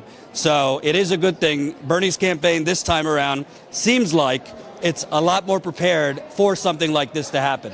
So we'll see what happens. But you got so many people waiting to come in here, which is very good. We've interviewed a whole lot of people so far. Wow, we got 2,600 people watching. If you haven't pressed the like button, if you could press the thumbs up button right under the video, the more people that press the like button, you want to come on in? What's your name? Kelsey Becker, Kelsey, come on. What's your name? Rowan Wakefield, Thank you. Where are you guys from? Iowa. Urbandale. Okay. I'm in Winter Heights. Winter Heights. So did you caucus tonight? Yes, I did. What was the results of your caucus night? Like, for how many people were there? Like, for the Bernie part? First round, 40, then 43 second round. So Bernie was in first there, or? I don't think first, but he definitely was still eligible. Okay. And are you a first-time caucus Yes, person? I am 17. I'm 17 right now, and I will be 18 before the presidential election. Okay. So how was it your first time voting? Exciting? Yeah, actually, it's. I think it's cool, and I'm actually really excited for the presidential voting. Wow. What about you? Was this your first time caucusing? No, this is my second time caucusing. So Bernie was not first, but we had 60 the first time and 66 the second time. He was like the third. It was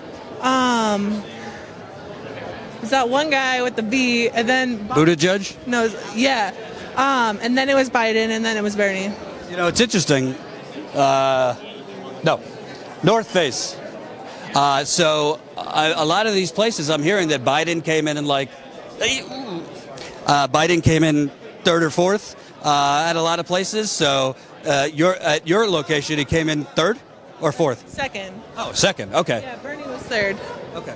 So talk to me about like the energy between the different people, because Andrew Yang, they were super pumped. The two Tulsi people, they were, a little excited.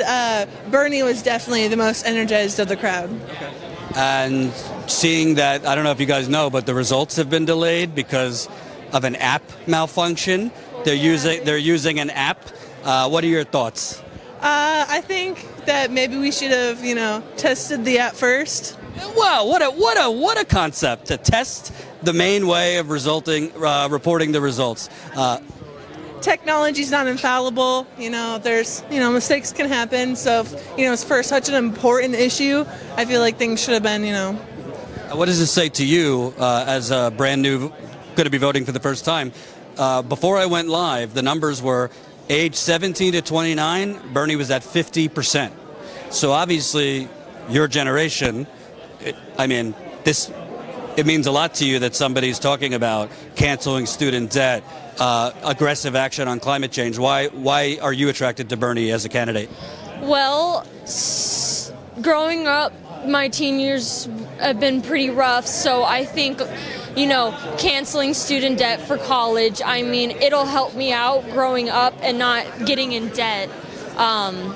Gotta love people just walking right in front of the camera. Wonderful. Keep going. But not having to worry about college debt growing up, that would be very helpful.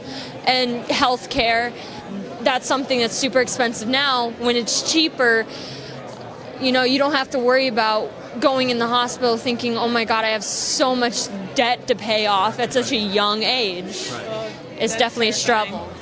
So my son had VSD, ventricular septal defect, so he had to have a surgery to mend his heart. So we owe like $800. That's just to the doctor who does the checkups, and then there's a surgery we have to pay for, and those are adding up. It's ridiculous.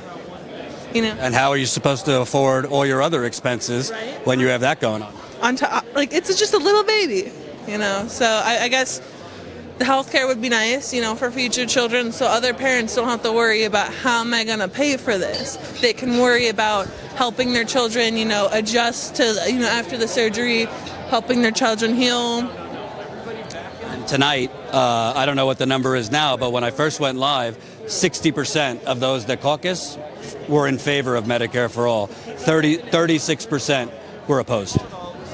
I think Medicare for all would help a lot of people, especially disabled. Like my mom's still fighting for disability, and it's going on. It's insane. The back pay that she's going to get is huge at this point.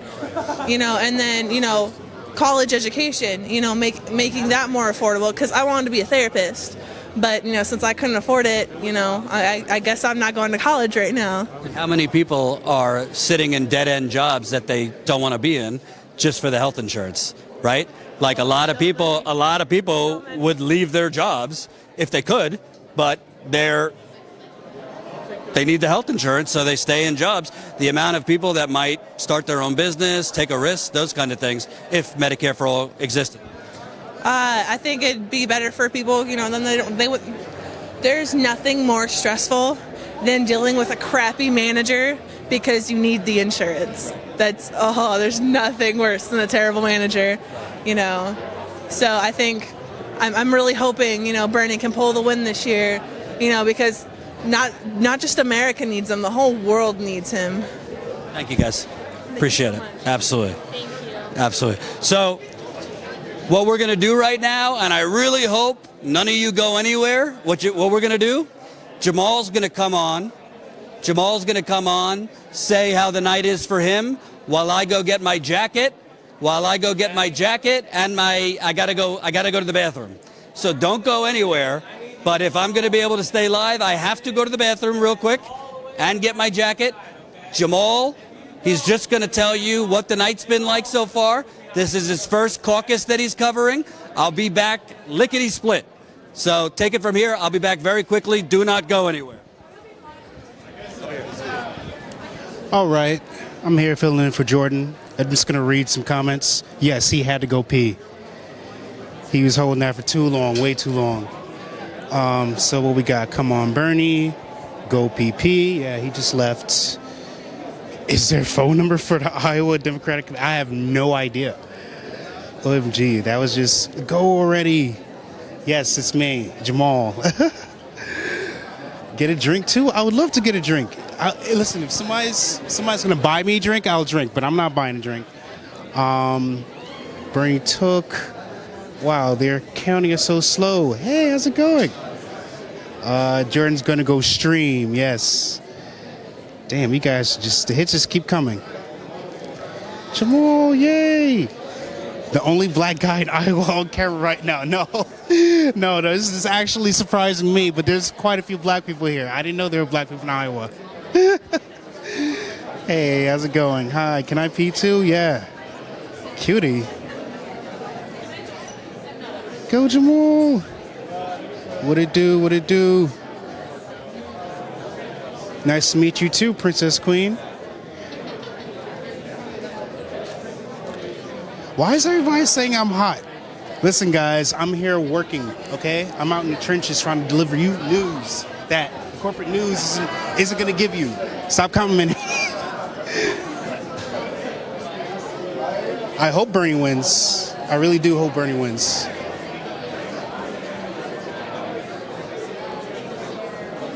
Good night to you, too.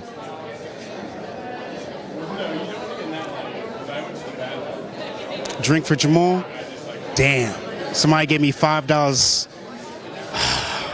Now I gotta buy a drink. My broke ass gotta buy a drink now.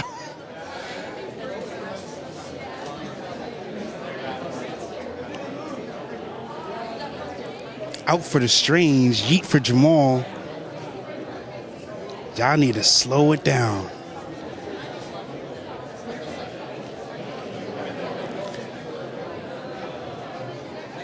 Listen, guys, I'm not just eye candy, you know. I have an MBA in media management. I'm educated.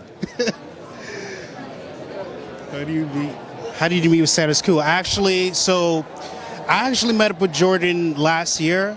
I was answering a call for a cameraman. Apparently, the last one didn't work out. It was a friend of his. So he actually called me. I was on vacation in Jamaica. And he said that he needed a new cameraman. And I'd never done anything like this before. So, Jordan's back. Share the rest of the story later. Can you find an outlet for that? So more Bernie supporters are coming in here. You got one right there. So I am just told that the Iowa State Democratic Party has called Bernie Sanders. The Iowa State Democratic Party has called Bernie Sanders' campaign into a meeting regarding the delay. So what could go wrong? The Iowa State Party has called in Bernie's campaign for a meeting. Campaign officials are on their way to a, quote, war room, and they are not saying much. Jen, just so you know, I'm charging my phone real quick, so if you text me, my phone's charging. Come on down. What's your name, man? My name's Eric Brown. Eric Brown, where are you from? I'm from New York originally, but I'm from Des Moines now. Okay. Yeah, I've lived here for a number of years. Okay. Second time caucusing. All right, Very so excited to be here. Tell me about your caucus location. What were the results? What was the energy like? Well, the energy was real weird, man. The results, Bernie came in first with the most number of people, but he got the same amount of delegates as Pete and Elizabeth Warren. Even though he had about 24 more people than them. And then Amy came in fourth. She has one fewer delegate. Well, I think it's actually, I want to make a point. No offense to Iowa. Yeah. Okay. Iowa's actually, delegate-wise, not even that important. Yeah. It's only 41 delegates. So, like, to who wins the Democratic nomination just on delegates, it really is not important. But it's not about how many delegates you have. It's about where you put them, when you use them. You know what I mean? I mean, it's not too different from other things in life, my friend. So, yeah. So why I was saying that is, because of the media narratives and because of momentum, Iowa is very important. Yeah. But a lot of, like, Hillary Clinton won Iowa in 2016. She got like 1 or 2 extra delegates over Bernie Sanders. Yeah. So on delegates, not a major thing. So talk to me about, you were saying the energy was weird. Mm-hmm. Was there a lot of Bernie people excited? More? Bernie's people weren't as, vocal as I would expect them to be, but it was actually okay for that climate. It was a suburb district and a lot of older people there. Biden was not viable in the first round of voting, and I went over to his captain person, and I approached her and said, "Hey, we've got a whole bunch of Bernie people over here. We'd love to talk to you guys, and we don't want to be overbearing, but we want you to know that we're open. So like, if you want to have a conversation with us, like, let's do it." And that's all I said to her, and she snapped at me and said, basically, she's like, "We're all staunch supporters of Biden, so we're just going to leave." And then with that, they all turned around and left. There was maybe a handful of Biden people left over, but These were generally older folks? Not all. There are some people there of our generation too, and I'm not going to let them hide. But it's mostly older folks. So it's interesting because all we hear from the Democratic Party is unity. So it sounds like these Biden folks just like kicked and screams and took their ball and went home. And that's actually what I was going to say to you. It highlights why this platform is so important and why this type of media that you guys are producing, creating on a daily basis, thank you for what you're doing, is so important because, like you said, in the media climate, we make Iowa more important than it actually is. We make these delegates more valuable than they ought to be. And people get all sorts of misguided notions when they survey the scene, when they turn on MSNBC or whatever the network is, and they see the way things are here. But the truth is, we need people coming in and showing us that it's not all peaches and roses and rainbows with the Democratic Party. In fact, this is a den of vipers. This is a room. The DNC, they're all hypocrites.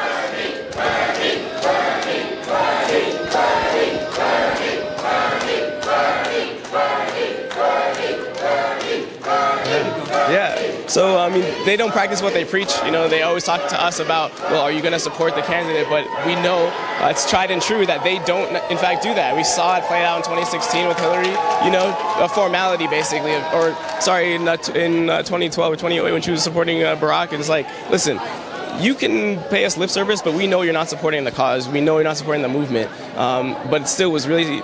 It wasn't surprising, but it was really disappointing to see all those people just turn and walk out rather than support a second candidate. Mm-hmm. Like Joe Biden is really their great hope. He's the one who's really going to solve the problems that we face in this country. I'd love to have their participation, but I don't miss them because they clearly don't. They don't look out into the world and see things for what they are. It's really just infuriating. All these people for the last 5 years, but he's not a Democrat. Bernie's not a Democrat. Well, they seem fine with Michael Bloomberg, who was a Republican until 5 minutes ago. Right. They seem fine. Warren, Warren was a Republican. She voted for Ronald Reagan twice. Mm-hmm. Yeah, and Bush. Let's not forget. It's not let her off the hook. She's when she flipped over in late '90s, something like that. I appreciate what she does, what she has done for our movement, but she's not representative of us, the people out here. And same to be said with a lot of the candidates. I'm not here necessarily to talk smack about anyone, but if we're going to compare, one-on-one, it's no contest every time. Anyone with half a brain, I don't know if I can curse on your air, but with those Biden people who are walking out, I was like, y'all some goddamn idiots. Y'all some fucking fools. If you think that this man, first and foremost, you showed up to caucus for him because you think that he has the answers. Meanwhile, he doesn't even correctly diagnose the problem. You know what I mean? Like, he's looking out to this country and telling us that the problem is that, like, oh, the soul of our nation's at stake. Like, Donald Trump has ruined things. No, let me tell you what. Donald Trump, as you said, you know, he's a symptom of the problem. Donald Trump is not our problem. Do we need to get rid of him? Yes. But, like, I need a president who's got their sights set on something bigger than just that. And Biden's not the one. If you want to enumerate more reasons, we can have a whole hour-long program of reasons why Biden's not the one. Based on policy, I suppose, love to have that discussion. Maybe not here and now, but and same to be said of any of these other candidates. Pete, Warren. I think it's really telling, though, because, like, I covered a Biden event 2 days ago, and I interviewed actually a nice woman, and she was kind of like mixed between, she was kind of thinking Biden, but maybe Warren, and she said, she was basically reciting, like, the programming that the media tells her. Yeah, you know, I think we need a moderate candidate to beat Trump. And I said to her, really nicely, I was just like, well, how'd moderate President John Kerry work for you? How'd moderate President Gore won, but whatever. It shouldn't have even been close. How'd moderate President Al Gore work? How'd moderate President Hillary Clinton work? And it was just like a light bulb went off. And she just looks at me, she's like, you have a point. You know? So it's really, most people are not even, like, to their core that ideological.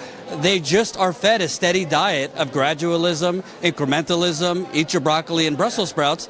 But then when you actually, like, say to them, but what about, like, Bernie won these states in 2016. What about, like, you need young people to win?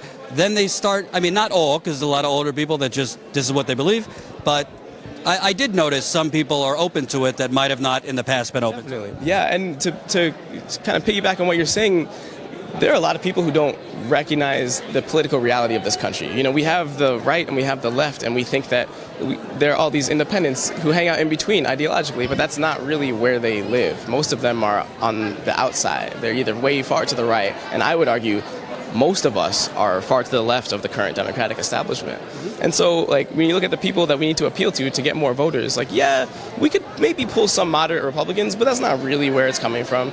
The independents who hang out in between, we can get some of them too, but that's not where our bread is buttered. You know what I'm saying? Like, we need to look toward the left to these masses of people, myself included. Like, I didn't vote in 2016. I voted before that, but, like, that time around, I was not having it. I mean, choose between Trump and Hillary? No thanks, you know? I sort of regret that decision now, and that's why I'm here, because I realize the stakes are too high not to be involved. But, man, I think it's so important, again, what you guys are doing, because you're waking people up to the fact that we're not the only ones. Like, I, for the longest time, thought I was alone out here. You know, like, I'm a registered Democrat. I'm not really a Democrat. Like, I'm not down with these people, you know, supporting, like, corporate socialism, corporate welfare, and all these other, like, it's a slap in the face every time. These neoliberal policies they're the reasons that our lives are the way they are now. Is my life terrible? No. But it's not as good as it ought to be living in a place like this. You know, having a background like I do, like college educated, like I come from a family with 2 working parents. They're both of retirement age, but they're not retiring. You know what I mean? They spend so much of their money helping me get through school, helping me pay medical debt, and I can't even have the job I want. I had to go find another job that paid more so I could get out of debt. You know what I mean? Like, this is stuff that people don't realize. And if you appeal to just normal Americans without placing them on the ideological spectrum, you'll find that many more of them are receptive to this message. And it's not because they are caught in between, you know, Republicans and Democrats. It's because they're out here in the real world. But the reality is that debt that you owed for school or medical bills or whatever, what is that really? That's profits for the donors to Joe Biden. Yeah. That's profits for the donors to Hillary Clinton. Yeah. That's profit for the donors to Donald Trump and Mitch McConnell and Paul Ryan.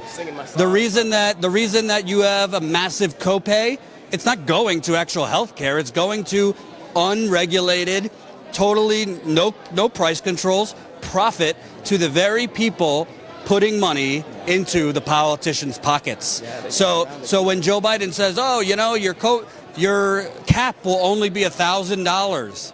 Like that's a good thing. Yeah. You know, it's just people are starting to realize, like, wait a minute, things don't need to be this way. Yeah. And, like, actually in American history, real change has not happened slowly. It's happened fairly quickly. Mm-hmm. Yeah, I mean, I'm a student of history, and we've seen this, you know, time after time. Anytime there's been meaningful change in this country, institutional change, you know, like we abolished slavery. It didn't solve all the... Hold on.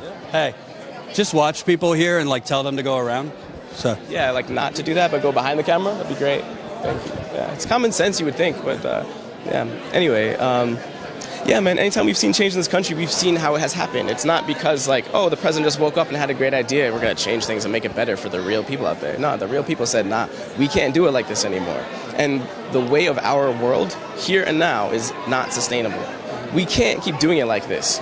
Someone asked me recently what I saw for my own future when I'm my parents' age. And you know the first thing that came to my mind? I see myself living someplace else in another country. Because another... How old are you? I'm 32. And the way I see it, another 32 years in this country is as good as a death sentence. If I am lucky enough not to get shot by a police officer for doing nothing, right? And I live in the same town where the police are often called on colored people walking the streets. Oh, you're not white? You must be up to no good. But if I'm fortunate enough to get by and not being assaulted by an officer of the law, let's hope that I have enough money to pay for my health care, to keep myself alive, because that's really what it comes down to, dollars and cents here. And I mean, again, I have a job, but there's no guarantee that I will always have a job that, you know, will pay for my insulin or pay for this or that, things that I actually literally need to stay alive. And so, yeah, man, like while I'm here, I'm all about trying to make this country better for sure. But I'm not about hopes and dreams and wishes. Like, I'm still trying to improve my own situation. And so, yeah, man, I'm circling all the countries on the map that have universal health care programs. I'm circling all the countries on the map that have, you know, societies that, you know, may be imperfect. There's no perfect place. Like, I've already lived in other parts of the world. I know what's out there. Everyone's racist, right? But, like, there are places where you don't risk your life stepping outside your front door just because. Well, you said insulin. Yeah. I thought one of the smartest things Bernie's campaign has done is when they took a bus of diabetics, I think from Detroit it was, over the bridge into Canada, where they got insulin for like 1/10 the price here. They literally drove 20 minutes and got the same thing that is bankrupting people here for an affordable rate. You're saying it could be that easy. That's too good to be true. Like, you're saying that I could keep myself alive without bankrupting myself or my family? Wow, what a concept. What a concept. Yeah. So last question. We're in a quality control delay. Results in 2016 were out by now. 2012, they were out by now. Apparently, the app doesn't work, so they're now calling the results in precinct to precinct. Do you trust the Iowa State Democratic Party, which, by the way, the DNC is involved with the Iowa caucus? Do you trust this, or do you think something untoward is going on? The short answer to your question is no, I don't trust this. On its face, I don't trust it. I'd like to believe that there isn't something, you know, wholeheartedly malicious going on. But we recognize that there is an actual conflict within the Democratic Party. There are two entities within this party that cannot coexist because they are about different things. They fight for different causes, and those causes oppose each other. You know, corporate interests versus the interests of the people. I mean, it's pretty much that simple. And so, yeah, for as long as those interests are still represented by these members of the party, I can't trust them as far as I can throw them. They will always try to keep themselves alive, and the only way they can stay alive is by killing us. And it's really, I mean, I hate to use that sort of imagery or metaphor, but that's really what it's about. Like, we need to fight for our lives. And right now we're choosing to do it within the Democratic Party. I can see scenarios potentially, playing out where we would go outside of the party, but I believe that this is a party for working class people. Historically it has been, and that's what we need to reclaim it as. And when that happens, the Joe Bidens of the world and the people who judges the world are welcome to find themselves another party. I'm actually going to be really greedy right now. You mentioned how great Status Coup is. Yeah. So maybe you could look into the camera and tell the audience, if for those that might be new to Status Coup right now, for those that have never seen us, for those that might have $5 a month to join us as a Status Coup member, that's statuscoup.com/join. I'm sure you know it's very expensive to go around the country. Very expensive. Okay, very expensive to go around the country, fund real reporting. Should people sign up and support us? Statuscoup.com/join. Statuscoup.com/join. I think that would be a very sound move to join. It's obviously it's not about the money. But if we're being real, which we always are here on Status Coup, it is about the money because we can't keep, like I'm part of the team, right? You are. But like we can't keep doing what we're doing without financial support. It's the way of this world that we're in right now. And until we live in a world where money isn't important, where people don't value it, we need to keep some coming in. So all donations, all memberships are appreciated. And it supports obviously really important work here. I'm a big fan. You know, it's my first time meeting you, but obviously I recognized you, and I stood over here just so I could say hello, and so I could thank you for what you're doing. And like I mentioned earlier, the conversations that you insist on having here are so important for us all to be a part of. And as this movement starts to grow into something that can't be denied by the mainstream, you know, it's something that can't be defeated just by propaganda. This movement is turning into something real. And as this is happening, the voice of Status Coup is a really important part of that. So, man, I applaud you and the work that you do. Thank you. Keep it up. And everyone out there, join Status Coup. I'm going to go home. I'm gonna be real. I'm going to go home and join right now because I've been slacking. But, yeah, $5 a month, like, consider it done, man. Thanks, brother. Yeah, thank you. Appreciate it. Stay there. So, fantastic. We got a new member right there when he goes home, so really appreciate it. Originally from New York, too. So, yeah, let me get my phone out to get any updates here. Oh, wow, we got 3,000 people watching. Holy cow, 3,000 people. Make sure you press that like button if you haven't yet. Let's see, do we have any updates from Jen? By the way, Jen's not on camera. But Jen is the co-founder of Status Coup. She's doing one hell of a job in the Super Chat. She's also helping me with the research and reporting tonight. The Associated Press Politics has put out, quote, a source in the Iowa Democratic Party room where the results are being processed said they were being taken and entered manually on the phone and said the apps were barely working. Who would have guessed the app is not working? The phone call between the Iowa Democratic Party and the campaigns has ended. So the Iowa Democratic Party and the campaigns had a meeting over the phone, and it is now ended. So that is good. New statement. They found inconsistencies in the results. Are you kidding me right now? So let me get something straight. Okay? The Des Moines Register, the gold standard of polling. The Des Moines Register, the gold standard of polling, for the first time ever, does not release its results. Does not release its results for the final Iowa poll, citing potential error. Okay? Today it was leaked out. Not right now. Today it was leaked out that Bernie was 22% in that poll. Warren was 18%. Buttigieg was 16%. And Biden was under viability. So they didn't release that poll citing possible errors that showed Biden under liability. Now we're being told by the Iowa State Democratic Party that they found inconsistencies in the results. They are using photos of results and a paper trail to validate the results to ensure confidence and accuracy. They say it's, quote, simply a reporting issue. They say the underlying data is sound and it will just take some time to report. Well, how long is it going to take to report? Are we going to find out in 2021 who won the Iowa caucus? And I just find it very, very interesting. Listen, I'm a journalist, so I'm not going to say anything that I can't back up. But I find it very, very interesting that in the Iowa caucus, where Bernie Sanders is leading in the polls before the caucus, that the final poll is not released, and that on the night of the Iowa caucus, they're having all these issues when Bernie is performing very well. It's very interesting. Jen texts me, quote, no indication this is a hack. So at least they're not blaming Russia.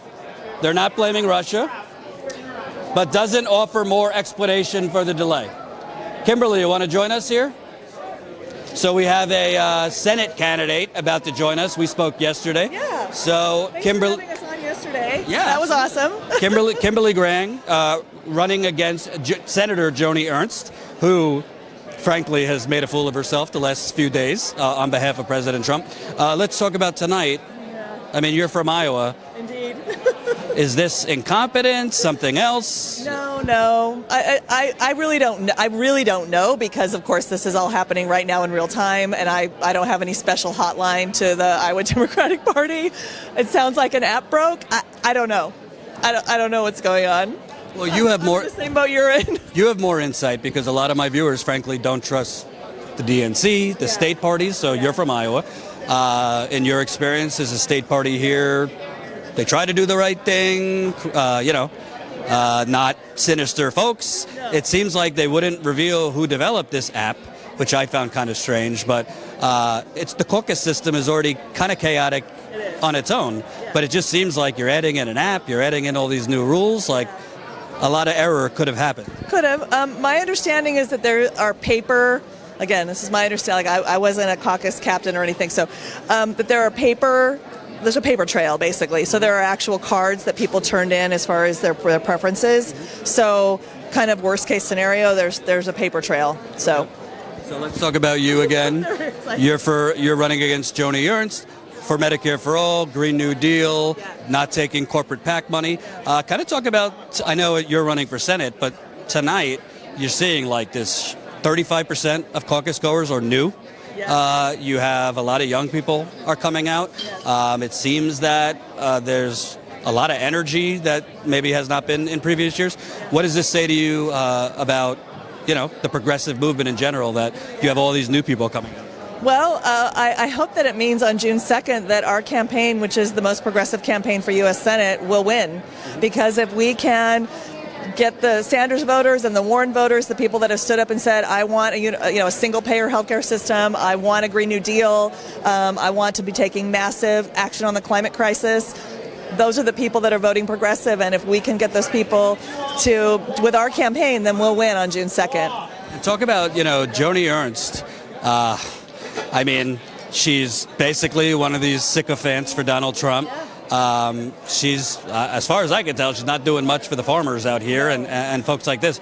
Talk about what it would mean to actually have a progressive representative from Iowa. Right. Well, we had a pretty progressive representative for many years. His name was Tom Harkin. He was the primary architect of the Americans with Disabilities Act, which was revolutionary. I mean, it's appalling to us now to think that there was ever a time when there weren't things like curb cutouts and there weren't things like the button that you can push to have a door open in front of you to get into a building.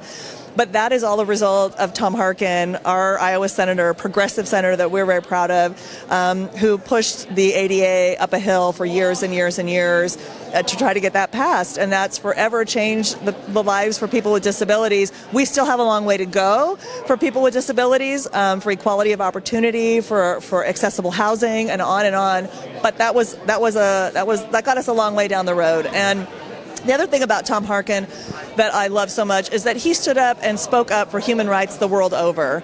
Not just for Americans, that's important, but for people all over the world. And he retired, of course, in 2014, and then that election is what gave us Joni Ernst, unfortunately. He's supporting Biden, but I'll let you, he's done some things in the past, but I don't know why he's supporting Biden, but go on. Yeah, well, I don't know. But he was working for a higher minimum wage back before that. A lot of people were doing that. I like to think and I believe that, for example, the complete human rights disaster at our southern border, that Tom Harkin would have been one of those people standing up and saying, this is not acceptable. This is just not acceptable. And it's not. I love what Racist did this morning in Des Moines. I don't know if you saw that, but they, sometime in the middle of the night, they went around and set up a dozen chain link cages around the city of Des Moines with kids in cages, to illustrate this problem and that there are children that are still separated from their parents, and to highlight the human rights abuses that have gone on and that are still going on in our southern border. The United States is not following international asylum law, and we're not following our own due process laws, and that needs to change. So. I also want to ask you, Iowa specifically, because when we think climate change, California's on fire, obviously severe hurricanes across the East Coast, Puerto Rico, but Iowa's being ravaged by climate change too, and it's becoming more of an issue even among more moderate conservative voters because farms are having issues and things like that. Can you kind of talk about the climate crisis here in Iowa? Yeah, well, it's horrific. I mean, we've seen so-called, 100-year floods or 500-year floods. We're seeing them every year or two now. I mean, they're just coming all of the time. There were so many farmers here this past spring who literally couldn't plant. Like, they couldn't get their crops in the fields because the fields were just standing water, and you can't go plant in those kinds of conditions. Last summer, I went down to the southwest corner of Iowa to Pacific Junction, which was absolutely just ravaged by the flooding down there. And I went and helped do some flood cleanup with some other Democrats. We went down there and volunteered. And I sat and talked to this one woman who I will never forget, who was telling me, I've lived in this house for 60 years. I'll never be able to move back into my house. Yeah, we've had flooding in my life here, but never anything even close to, it coming up into our house. I mean, these aren't people that were just built too close to the river. These are people that never had problem with flooding in 60 years, 70 years, and their homes are gone. And so the human cost, the financial cost, the cost to our agriculture here in Iowa is just massive. And we can't be farming in a way that is actually healthy for the environment. But we have to have senators in Washington, D.C. who are going to pass farm bills that are actually going to incentivize and subsidize small and medium farmers and farming in a way that's healthy for the earth and healthy for the pocketbook of the farmer, and not just keep subsidizing these mega farming industrial agriculture corporations that keep happening. So you mean representing people instead of Monsanto? Yes, indeed. People over profits, and also, planet over profits. Sounds good. Remind people, where can they find out more about your campaign? Yeah, KimberlyForIowa.com. It's KimberlyForIowa.com. And we got a number of, I think our Twitter following went up by 1,000 or 2,000 after I spoke with you yesterday. Oh, wow. So those of you who follow Status Coup, shout out to you. Thank you so much. We love your support, and we're grateful for it, and we were grateful that you gave us the opportunity to come on air. Great. Hope it goes up more. Yep. Thank you so much. Have a great night. Cool. So you saw a heck of a lot of... Huh? Okay. Okay. What's the insider info? You got info? What's your name? Hi, I'm Samantha Bucher. I'm Kimberly Graham's campaign manager. You just heard her speak. I just wanted to talk a little bit. We were talking behind the camera here about what we're going to do here in the next few months. So we've joked as a staff that maybe we should change our campaign slogan to Kimberly Graham after the caucuses, because all of the energy, the press, the volunteers, we have hundreds and hundreds of volunteers across the state that are telling us, wait. We're focused on this campaign or that campaign. Really, truly progressive people that are like, I'm going to get out there and do 40 hours of door knocking for you as soon as I can. But they've all been tied up in, the Sanders campaign, some in the Warren campaign, et cetera.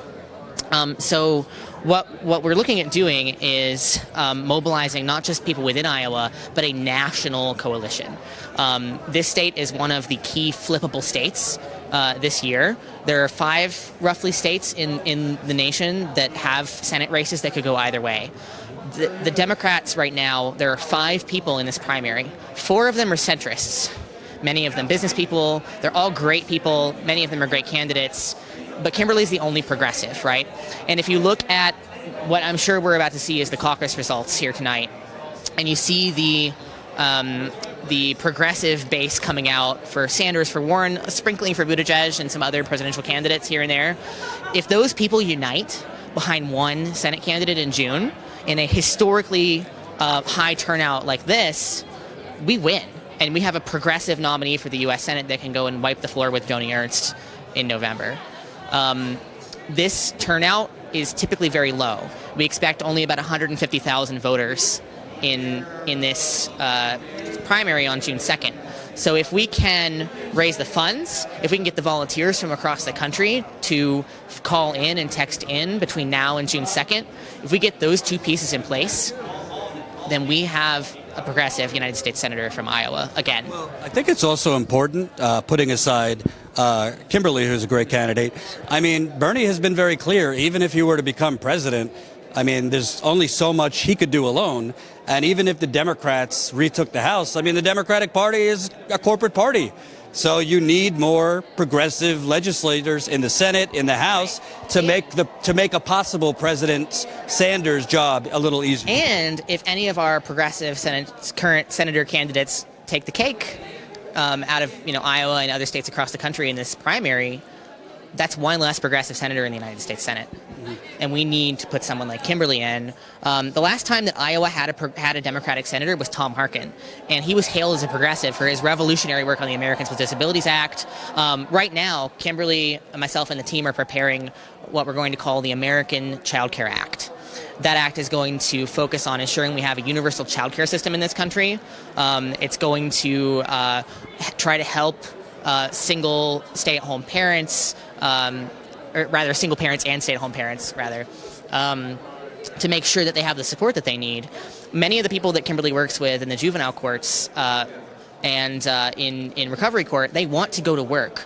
But in the state of Iowa and in many other places in the country, there's something called the child care cliff, where if you make a cent over that cutoff, you go over the cliff and your subsidy goes away.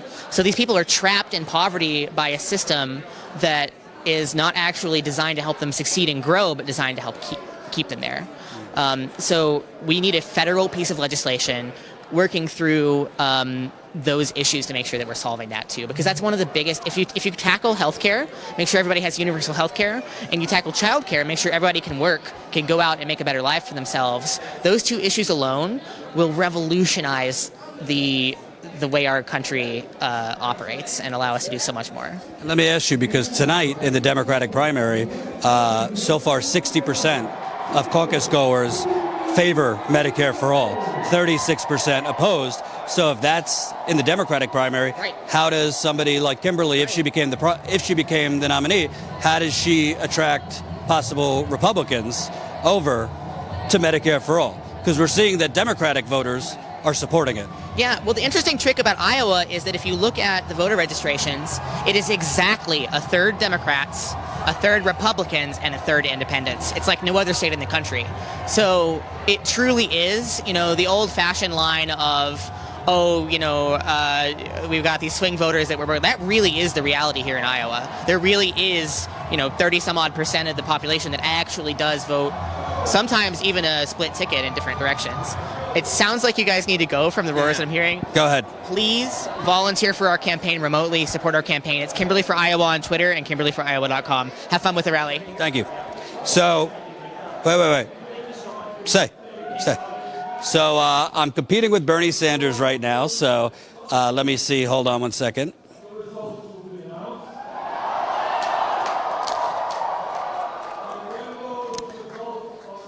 Bernie's speaking right now, so hold on.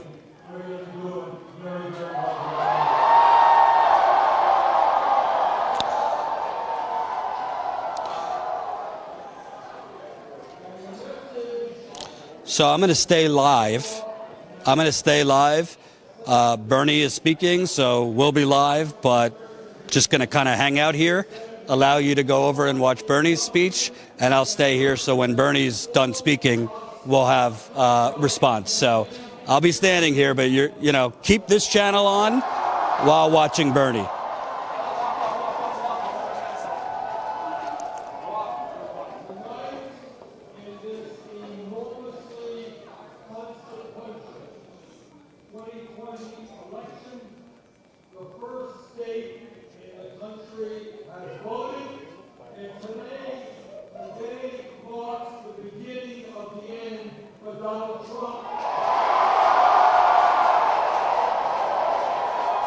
So we're going to stay live while he's speaking.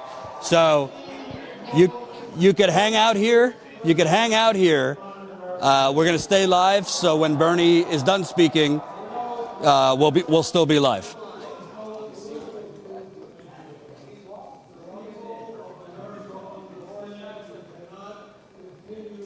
CNN is currently airing Bernie's speech. Pete Buttigieg is expected to speak soon. And let's see. The Biden campaign sent a letter to the Iowa Democratic Party saying they deserve full explanations and relevant information regarding the methods of quality control you are employing and an opportunity to respond before any results are released. So basically, the Biden campaign is in complete damage control because Biden is probably going to come in third or fourth place. And as such, they are kicking and screaming at the Iowa State Democratic Party.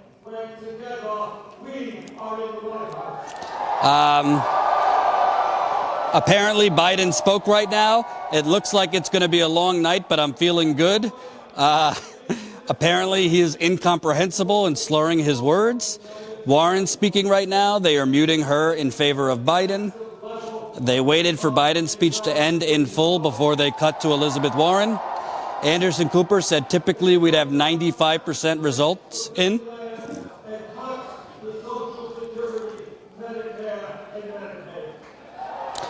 Bernie said, I think you should just talk through it because the audience can't hear him. We will lose audience. All right, I'll keep talking. So what's unbelievable here to me is you have had so many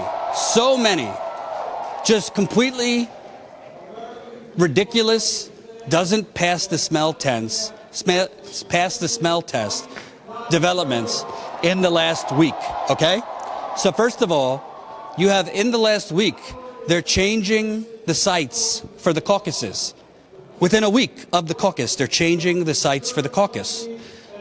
They say they're changing the sites of the caucus because there's higher turnout than expected, so they have to find a bigger venue for the caucuses. Of course, the Iowa State Democratic Party has the registration rolls. They should have known far earlier if they needed to find higher venues. So that's one thing that is completely abnormal.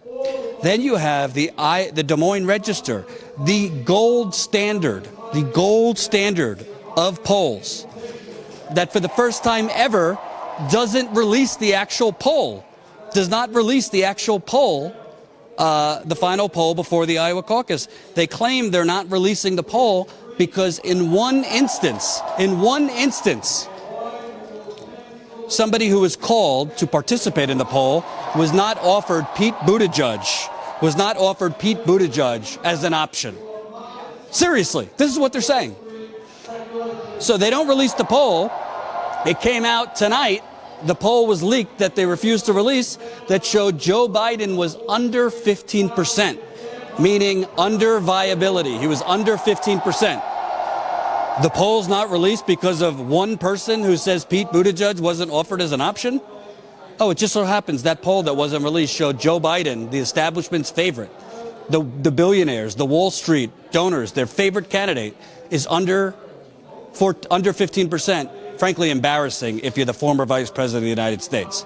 And tonight, we have, for the first time, actually the second time they're using an app, but they won't tell us who the developer is for the app. The app doesn't work. Go figure, the app doesn't work. Because the app, who we don't know who made it, for all we know, Hillary Clinton made it in her basement with her private server. The app doesn't work, so there's a long delay. And now the Biden campaign is sending an angry letter to the Iowa State Democratic Party demanding answers because, frankly, the results for the Biden campaign probably have him in third or fourth place. So now, I guarantee you this is what's going to happen with the corporate media. Once the results are finally released, which might happen in 2021 at this point, if Bernie Sanders is in the lead, the corporate Democratic establishment will claim, well, there was a bunch of technical chaos. We don't know who the real winner is because the app didn't work and the results were all over the place, so we don't know. So they're going to try to make it seem like Iowa has an asterisk. And Bernie, even if he wins, they're going to try to make it seem like, well, he didn't really win because it was just chaos, the app didn't work, and who knows who really won. I guarantee you that's what's going to happen. And it's very interesting that when a progressive is leading in the polls before the Iowa caucus, all of a sudden, caucus sites get changed last minute. All of a sudden, we can't release the polls last minute. All of a sudden, the night of the caucus, there's massive app delays. The app doesn't work. We can't release the results. I'm not a conspiracy theorist, but this is beyond fishy. This is beyond fishy, if you ask me. Hashtag Iowa fraud, people are saying. By the way, I just want to say for the record, we still got 2,200 viewers while Bernie Sanders is speaking. That is pretty impressive. I don't like competing I do not like competing with Bernie Sanders. You're asking to lose if you're up against Bernie Sanders speaking. But we're going to have people as they come out. Hey, you want to come chat with us? We're live. Oh my God. Come on over. Come on over. What's your name? I'm Adam. Adam? Does your mom want to come in? It's not my mom. It's We're just really good friends. We're 40 years apart, Yeah. but Okay. really good friends. Talk to me. I hate being up against Bernie Sanders because I'm live. Tell me, what's Bernie saying in there? What's he talking? Did he say anything about the delayed results? Tell us. Not that I know of. I actually just got here, so I actually don't know a lot of what he said. But What you heard him? No, I mean, I heard him as we were coming in. He was addressing it. So I didn't hear what he said because we just got through. We had to go through security and all kinds Where are you guys from? Lexington, Kentucky. Wow. Bernie Sanders almost won Kentucky in 2016. No, bit. I was I think he's going to win this time. And what do you think about it? Just seems like Bernie Sanders is leading in Iowa before the caucus, and all of a sudden things don't work. The results are delayed. I mean, I'm not a conspiracy theorist, but It reminds me of the Brent Welder, Sharice Davids race in Missouri, right? Kansas. Now I'm Trump over here. But anyway, yeah, it reminds me of that because in that race, Brent Welder was leading, and then the results were delayed, and he was leading when the results were delayed. It was like, and the results that come in, he was like up by like 9 points or something. And then they delayed it till the morning, and then all of a sudden Sharice Davids had won. So that it really reminds me of that, and I'm really worried about this delay because I feel like they're up to something.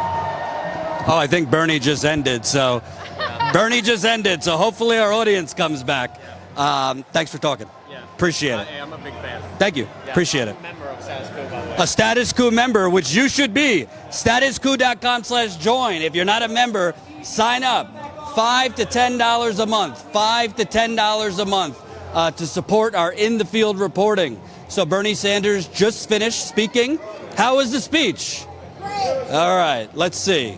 I'm sure we'll get some people to come on over. You see people coming on out. So let me tell you something. I've been live now for, I don't even know, like 2 hours, 3 hours. I think this is ridiculous. I think it's outrageous what's going on here in Iowa. And honestly, when the corporate media tries to basically make it seem like Bernie didn't actually win here, when the corporate media starts regurgitating Joe Biden's campaign's talking points, that, oh, there was a bunch of technical errors and the integrity of the vote, we can't trust it, then I'm really going to go bonkers. Because this stuff only happens when a progressive is winning. As Greg Palast, the wonderful independent journalist, once said during an interview with Status Coup, they can't cheat all of the time, but they will try. And this doesn't smell right. It doesn't smell right. Why they would have the results delayed, why they were using an app in the first place, not telling us who developed it, it's a mess. Let me read some comments, questions. Jordan, you need a break. I'll take a break when I'm dead. Bernie's speech was awesome. They're going to crown Buttigieg. CNN cut away from Bernie before he was done talking. Shocking. Status Coup is growing through the viewers. Hey, Jen, text me how many members we have right now so I could have the right number. Hey, folks, let me know how many members we have. Nina is speaking now. How you doing? So we have people coming out. Who were just in listening to Bernie. You see a lot of young people, Bernie signs. Bernie, ma'am, you want to talk? We're live. Come on over. Oh, you're a precinct captain. Where are you from? Des Moines, Iowa. Tell me, you were a precinct captain. All these delays with the app malfunction, all this. Tell me about how your caucus site was. My caucus had 7 delegates, and 5 of them went to Bernie. Wow. And 2 of them to Buttigieg. So 5 to Bernie, 2 to Buttigieg. Biden wasn't viable? None of them were. Wow. And they wouldn't come over. The Biden people wouldn't come over? No, the Biden wouldn't. Yang tried. But the numbers was just way low. You know, it's interesting to me because I've heard from multiple people that at another event, Biden people who, when they weren't viable, wouldn't come over either. But I thought we're supposed to unite in the Democratic Party. I thought so too. But we did good. Okay. I'm proud of my precinct. And what do you think? I mean, the results so far say 35% of caucus goers were new, which is pretty good if you're Bernie's campaign, because he's been trying to get new people out. What does that say to you? It says that a lot of people want change and Bernie will beat Trump. Thank you very much. Have a good night. Have a good one. Status Coup. We're live right now. So you got more people coming out, and we're in for a long night here. You want to come on? Say hello? Yeah. What's your outlet? Status Coup. We're Coup. progressive on the YouTube. All right. What's your name? Ari. Ari. Yeah. You're from Iowa? I live in Iowa, yeah. How was your caucus tonight? I chaired a caucus tonight. Wow. Yeah. Tell me about it. So I'm an impartial observer. Okay. But it went pretty well for Bernie if you're a fan of his. Did he win that caucus? He did, yeah. He won handily. And who was second and third? Klobuchar, and that was it. It was all Bernie and all Klobuchar. It was mostly immigrants and refugees, and they all went for Bernie or Klobuchar. Wow, very interesting. Yep. And Biden, do you recall what he came in? Nothing. Zero. Biden's hitting a Zero. lot of zeros, I've heard. Like a lot of precincts with no Biden. And that's very, very telling, because his campaign has sent a very, very angry letter to the Iowa State Democratic Party, basically claiming fraud. And basically claiming that they haven't used the word fraud, but they're insinuating that it was a technical clusterfuck and all this stuff. But all the people I'm talking to, it just seems like there just wasn't enough. Biden didn't have any ground. Biden didn't and does not have any ground game. That's just, that's the simple fact. Yeah, it's... Yeah, he didn't perform. I mean, people came out really strong for Bernie, and they also came out for Amy Klobuchar. They speak to the immigrant community, you know? Biden was expecting a coronation, and it's. I'm sure they're surprised it didn't arrive, but that's. And what about for you guys, being from Iowa? Yep. What are the top issues? Because I am not from Iowa. Okay, sorry. For you, what are the top issues? Because tonight, caucus goers, 41% said healthcare was the top issue. Yeah, I mean, I think healthcare is super important. I think climate change is probably the most. I have a 2-year-old daughter who I want to live in a world where it's not the water wars and it's not Mad Max. So I think Bernie Sanders offers. I think caucus. I'm a Canadian citizen. I'm a green card holder, so I didn't caucus at all. So I ran a caucus, but personally, I think the candidate who offers the most comprehensive deal for climate change, for healthcare, and for college student loan forgiveness is probably the candidate I would want to go for. Yeah. Yeah. Thanks, guys. Thanks a lot, man. Appreciate it. Good luck with it. Have a good one. Awesome. So right there, you got a Canadian citizen supporting Bernie. Hey, you want to come on? We're live. Come over here. What's your name? I'm Steve. Steve, where are you from? I'm from West Des Moines here. West Des Moines. Did you caucus? What was it like? What were the results? I did. Ours, we only had 3 viable candidates. That was Pete, Bernie, and Elizabeth. And I think Bernie won pretty big. I mean, he had almost twice as many votes as anybody else in our precinct caucus. You're telling me the most electable that I'm told, Joe Biden, he's the most electable, but he did not even reach viability? It really surprised me. He did not even half as well as I thought he would do tonight. Wow. So, yeah. But I think the right people won. Iowa must have known what they were doing because it's pretty unanimous across the state. I'm hearing a lot of the same results as we had in our caucus, too. So you're hearing a lot of Bernie was in the lead. Yeah, Bernie won really big in ours, and Buttigieg was second, and Warren was third. And I was kind of rooting for Biden because I really liked him with Obama, but I think he ran 4 years too late. She should have just bit his tongue 4 years ago and said, I'm going to run, get Trump out of there. It's too bad. I was rooting for him 4 years ago. You like Biden and Bernie? I hate to say it, but just as Hillary ran about 12 years too late, I think Biden ran 4 years too late. He should have ran in 2016. That was his year. He skipped his year. He should have. I know he was sad about losing his son, but that was his year. He maybe being out on the campaign trail would have taken his mind off the death of his son, but he should have been our president in 2016 instead of this clown we got in there now. Well, I think anybody would be better than the clown, but exactly. I also think Biden is really representative of the old way of doing things, which all the young people and progressives coming out, they've said enough. Because anybody is better than Trump. I mean, Trump is a clown. He has a grade school bully mentality, and unfortunately half of America buys into that and maybe thinks it's a good thing. I don't know why, but... What's your name again? Steve. Thanks, Steve. All right. Appreciate it. Have a good night. Too tired to argue with a somebody who thinks Biden is a great American.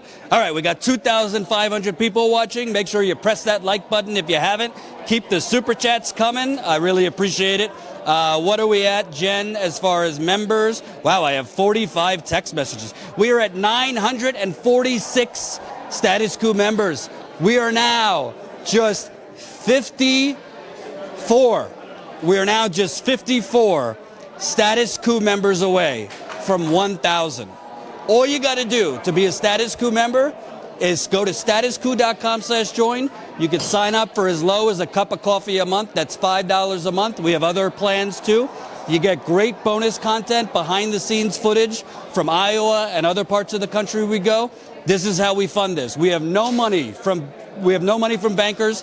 We have no money from the fossil fuckers. We have no money from big pharma. We have no money from big real estate. We have no money from Silicon Valley. We have no money from the big plutocrats funding the Democrats and the Republicans. Our funding comes from you, the people. Statuscoup.com/join. Maybe we could get to 1,000 members tonight. We're now 54 away from 1,000. So let's see. I'm getting juicy tips from Jen.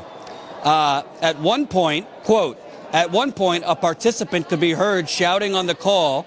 So there was a call between the Iowa State Democratic Party and all the campaigns. I'm told, quote, at one point, a participant could be heard shouting on the call. This is unbelievable. This is an unbelievable explanation. Another person chimed in. I think he speaks for all of us.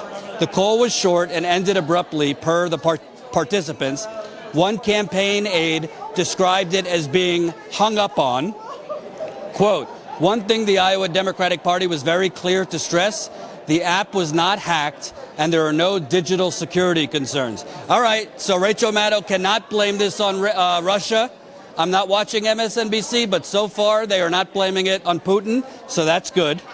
As we reported, and many others are misreporting, Robbie Mook did not develop the app. So Robbie Mook was Hillary Clinton's campaign manager. A lot of outlets were incorrectly reporting that he developed the app. Status Coup said he did not develop the app, but Robbie Mook was actually involved with a Defend Digital Democracy group that he founded with Bill Kristol. Sorry, folks. So Robbie Mook sent out a message. Sorry, folks. I did not have anything to do with building the Iowa Caucus app. I don't know anything about it, had no role in it, and don't own a company that makes a mobile app. Please contact Iowa Democrats with questions about it. So Robbie Mook did not develop the app. Maybe Hillary Clinton did in her basement with her server. Just saying. Just saying. So you see Bernie Sanders supporters back there at the bar. There is an open bar here. I might drink all of it at the end because I'm losing my voice a little bit. We've been live so long. But I want to stay live because honestly, this is a massive story.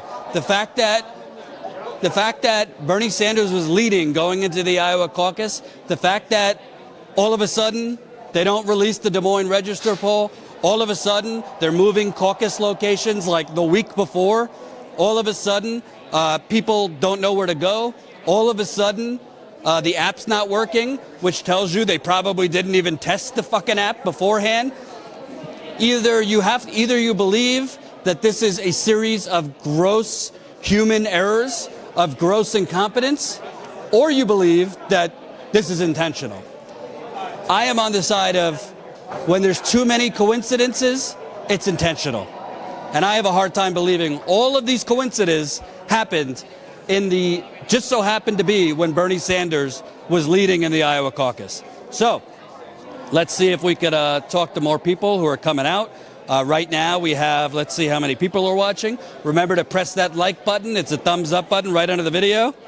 The campaigns are reportedly very angry, Jen is telling us. By the way, I'm on camera, but let's give some props to Jen Dyes, co-founder of Status Coup. She is sending me the news to my phone so I could report to you. I can't report and research and be live, so she's helping me out. We just got a new Status Coup member, so we're now at 947 Status Coup members. Keep signing up, statuscoup.com/join. So the campaigns are very angry. Joe Biden's campaign is literally sending in threatening letters to the Iowa Democratic Party. Let me read that to you again. Joe Biden's campaign sent this letter to the Iowa State Party. Hold on. The Biden campaign sent a letter to the Iowa Democratic Party saying, quote, they deserve full explanations and relevant information regarding the methods of quality control you are employing and an opportunity to respond before any results are released. Let me give you, hey, Joe Biden's campaign, you need an explanation? Let me give you the explanation. Come on over. Let me give you the explanation why you're not qualifying in many polls. Because people are tired of neoliberalism. People are tired of union-busting, corporate sellouts claiming to be for the common man. That's why you are not placing at even 15% in a lot of places. Oh, we just got another member. We're now at 948 status quo members. 52 members away from 1,000. 52 members away from 1,000. Keep signing up, statusquo.com/join. Let's get some more people to speak with. They're coming out now, so we will speak with them. Want to say hello, sir? We're live. All right. Want to come on live? Come on over. Status Coup. We're live on YouTube. What's Status Coup? What's Status Coup? Where you been? Progressive news outlet. Is it? Oh, it's yeah. Progressive? Come on. What's your name? I'm Pat. Did you caucus tonight? No, I'm from Illinois. Okay, but were you at any caucuses observing? No, you know what? We had enough volunteers that they didn't need me out there, yeah. What do you think of this whole, the results are delayed, the app doesn't work, it smells kind of fishy to me. Consistencies, yeah. Well, I mean, there's been so much faith put in technology and stuff, you know, the wonk culture, you know, I think, and I don't know, I'm a little wondering, I mean, in the media, they have clearly been trying to keep Bernie out of the news. The last week or so, they've gone negative. I don't know. Maybe he's running away with it, and they're like, oh, well, we'll kind of introduce this element of suspicion. To me, like a lot of weird things, you know, like the Des Moines Register doesn't release its poll because, like, one person says they were called and Pete wasn't offered to them as an option. Now you have caucus sites being moved like days before. Tonight, the app doesn't work, the results don't work. I don't know. My mama told me if there's too many coincidences, something's going on. What kills me is the Republicans across the country, in every state they can, have been pulling this shit where they're trying to subvert democracy. You know, they're trying to kick people off the voter rolls. They're trying to, well, they won so big they were able to redistrict in a huge way. I'm sure the Democrats would have done the same thing. But, I mean, still, all the subverting of democracy that they've been doing, and the Democrats have been crying foul. And then in the Democratic primary, they do the same shit. You know, it's like, where's your moral high ground when you do the same thing? Not only that, the DNC, right before the Iowa caucus, just decide, yeah, we'll change our rules for Michael Bloomberg. They wouldn't change their rules for Tulsi Gabbard, for Andrew Yang, for Julian Castro, for Cory Booker, but for Michael Bloomberg, who just so happens to have gave him $325,000, yeah, we'll change our rules so you could debate. It's just like, it's so obvious. It's not even subtle. The only way to win is to have just an enormous popular movement. Like, you have to have millions of people on the ground volunteering. And Bernie's got them. He's got them out there. I don't know. They're going to try everything. They're going to go as negative as they can. But Bernie, he's been consistent for his entire life of political participation. He was a member of the civil rights movement. He got arrested. I mean, that's the real deal. He didn't half-ass it. You know, he was out there in the streets getting arrested. He's been on the right side of everything. Trans rights.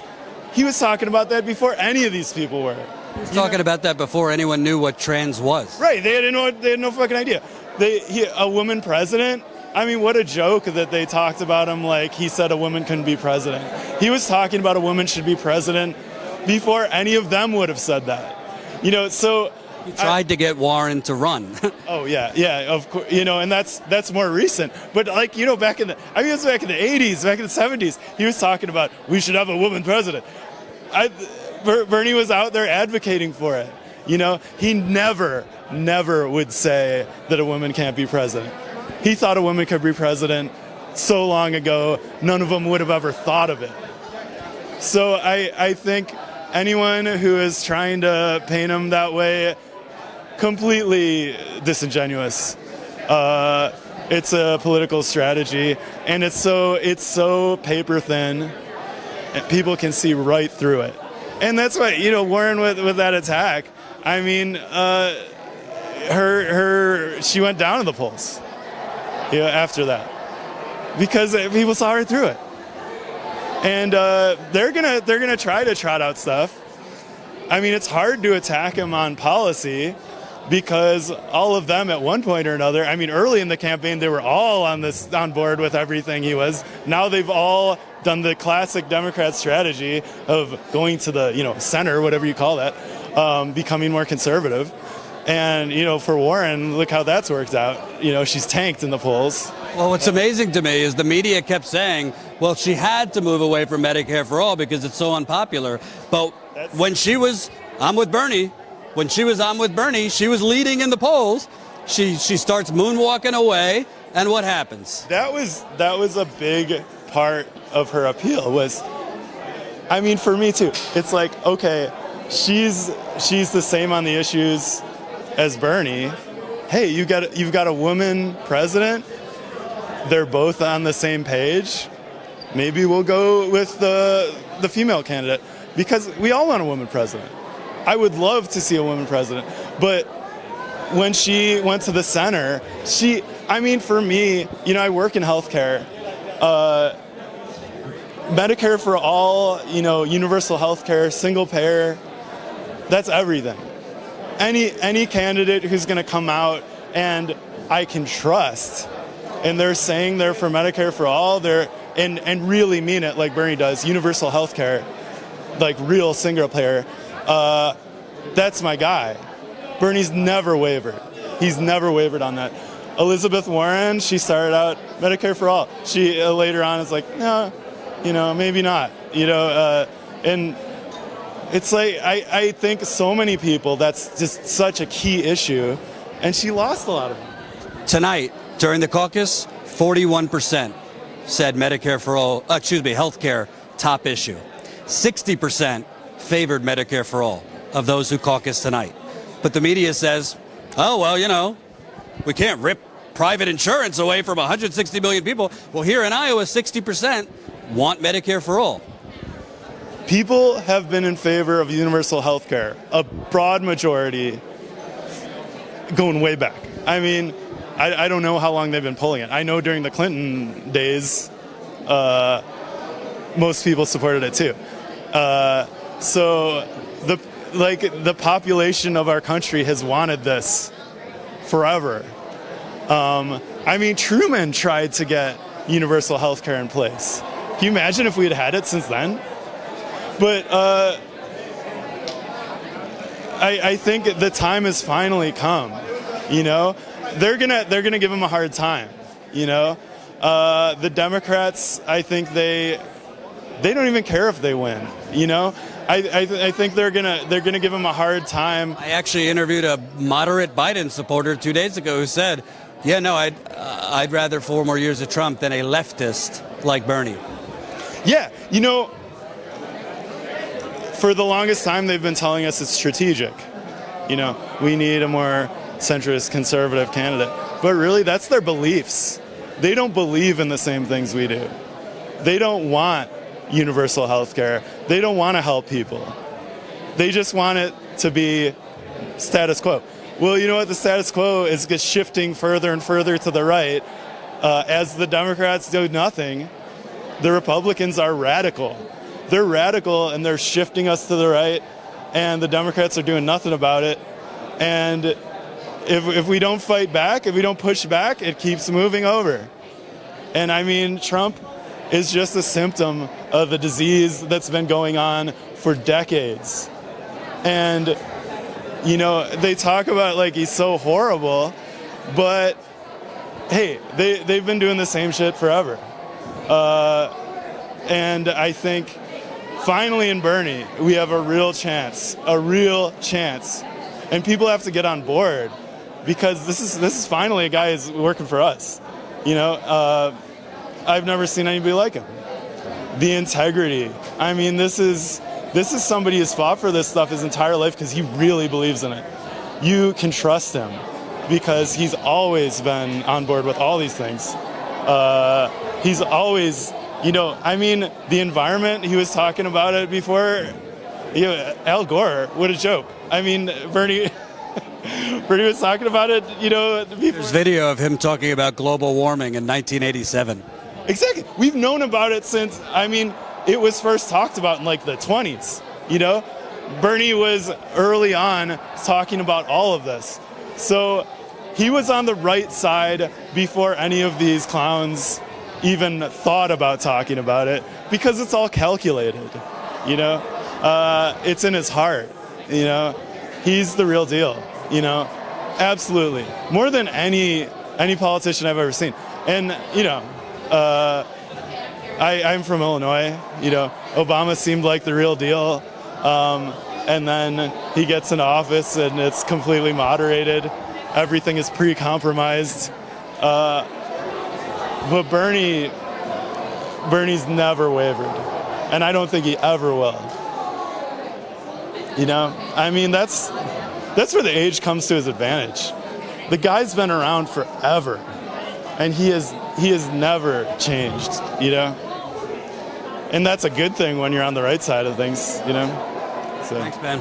I appreciate it. Take care. I'll hug you, baby. How you doing? Thank you. What's your name again? I'm live. Hold on one second. Yeah, you were live. So, 1 second. 1 second. I'm going to bring you on, but I have an update for the audience. It's not the caucus results. It's Status Coup is on fucking fire. We're at 967 Status Coup members. We've just had like 20 new people sign up. We are, if I could do math, 33 members away from 1,000. So for those of you who are new to Status Coup, do you see anybody else doing this? Sign up, statuscoup.com/join. You can become a member for as low as $5 a month. This is how we fund actual journalism in the field. We're going to New Hampshire next. If we have the funding, we're going to South Carolina. If we have the funding, we're going to Super Tuesday. If we have the funding, we're going to the fucking moon. But we need you to support us. We don't have any money from bankers. We don't have any money from fossil fuckers. We have no money from big pharma, no money from big real estate, no money from Silicon Valley, no money from the Democrat and Republican plutocrats. Our money is from you. Come on over here. That's $60 a year, 1/8 of an ounce a year. Come on, right? I'm going to use that from now on. Damn right. What's your name? Of an ounce. I'm Jim Schwartzberg from Las Vegas, Nevada. Why did you come from Las Vegas here to Iowa? I came here because I'm a Bernie bro, and I spread the word of Bernieism. Wherever I go, I pass out buttons to everybody. I give them away because that's the Bernie way. We take care of each other, and there's not a price on everything we do. You know, I want to ask you because Nevada is next with this Nevada's app. Coming up. We're ready. With this app that they're using. We have early voting in Nevada now. That is key. Now, has anyone been told about early voting in Nevada? Not many. That's what I'm going back to do. I'm going to go back and work Fremont Street, let people know that they can vote early in Nevada. They don't have to show up on caucus day. That's a key point, and I want people to know it. And tell me, what about Bernie makes you such a bro? What about Bernie doesn't make me a bro is the question. For many years, I worked by myself. I worked alone. And it gives you a lot of time to think. I'm 62 years old, so I've done a lot of thinking. When Bernie made his move in 2014, it sparked every raw nerve in my body. It's what I'd been thinking about for 20 years on my own.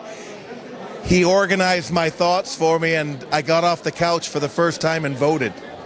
and I've been active, and I've been a precinct captain for him, and I plan on working for him again in the future.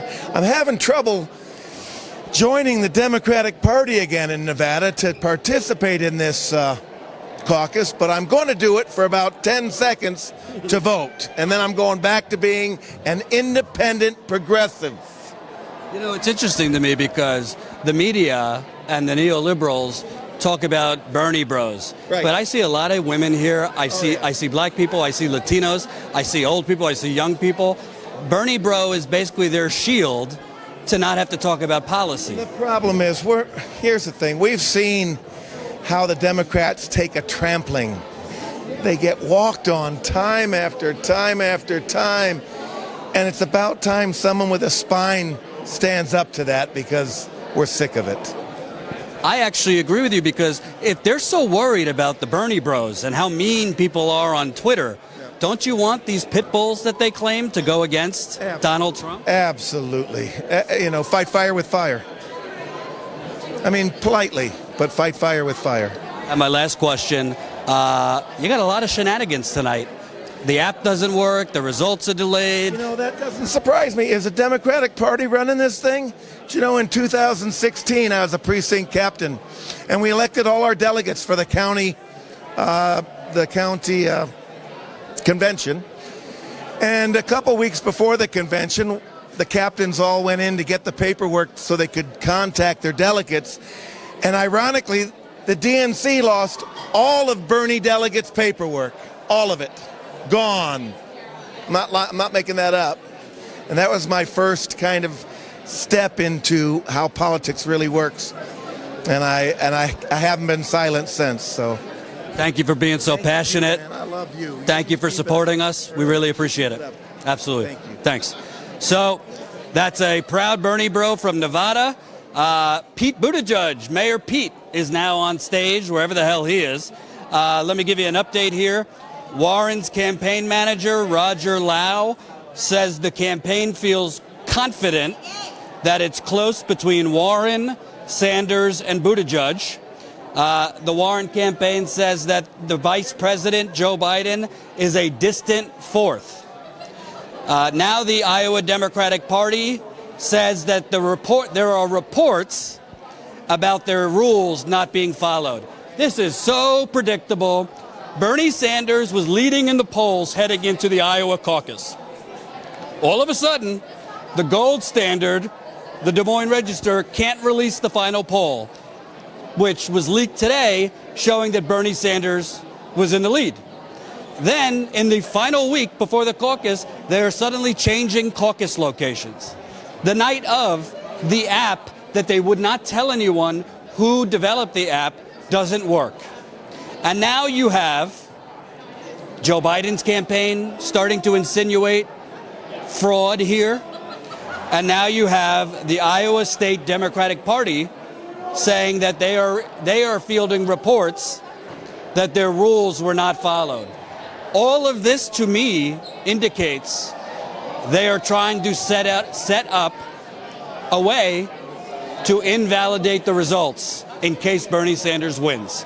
I'm just being honest. They are trying to invalidate the results, or at least water them down. All right, if he wins, he wins, but make it seem like he didn't win legitimately. That's what I think is happening. You want to join us? Okay. Oh, she said we have paper trail. So more people are coming out now, so that's exciting. Jen, text me if we have an update as far as new members. I think we're at 967 new members. You got Bernie people lining up at the bar, so they're still getting their refreshments. You have other media crews here. They certainly haven't been live as long as we have. We got people walking out here. Want to come on? Say hello. What's your name? Sure. Phoenix. Where are you from, Phoenix? Des Moines, Iowa. Did you caucus tonight? I did. Tell me about what it was like, what the results there were. The winner was Bernie Sanders at my poll resulting. Warren was second, and Pete Buttigieg was third. You know, you're like at least the 20th person now who has told me Biden didn't even make viability. Yeah, but I know that there's some in like West Des Moines and like west Des Moines that did get Biden. So Okay. And tell me about the energy there. Was it a lot more energy from Bernie? You know, kind of equal between Bernie's people and Warren's people? I felt like the energy was a little bit more Bernie in my precinct, but Warren, like the numbers were there. The little amount was probably Biden and more of the like big candidates, but yeah. And what are your thoughts on all of a sudden the results are delayed, the app doesn't work, a lot of people feel, you know, why is this happening now? Yeah, I mean, I think they want to like a new process, so I could maybe understand this, but I could see it. Yeah, I mean, we'll see what they say the results are. You're a lot more trusting than I am of the Democratic Party in Iowa and the DNC. I mean, that's understandable to be mistrusting. I mean, I guess I still trust in the system because, I mean, I think if the system doesn't work, the whole kind of political system crumbles. So we'll see. I mean, we'll see what the numbers were. I know that, like, other precincts, Bernie was pulling ahead. I guess we'll see what the end results will say on CNN. Right. Thanks, Ben. Appreciate it. So, Jamal, we got 2 bars, so I want to put new batteries in here. So we're going to stay live, but I got to replace the batteries in my microphone, so don't go anywhere. Want to come on? We're live. Come on over here. What's your name? I'm Brian Bonanno. Where are you from? I'm from Des Moines. So I've spoken with a few people from Des Moines. Each person I speak with, it seems Bernie was either in first or second. What was the results of your caucus? Bernie was way out ahead. I mean, I think we had about 99 people. We had about 49 were Bernie.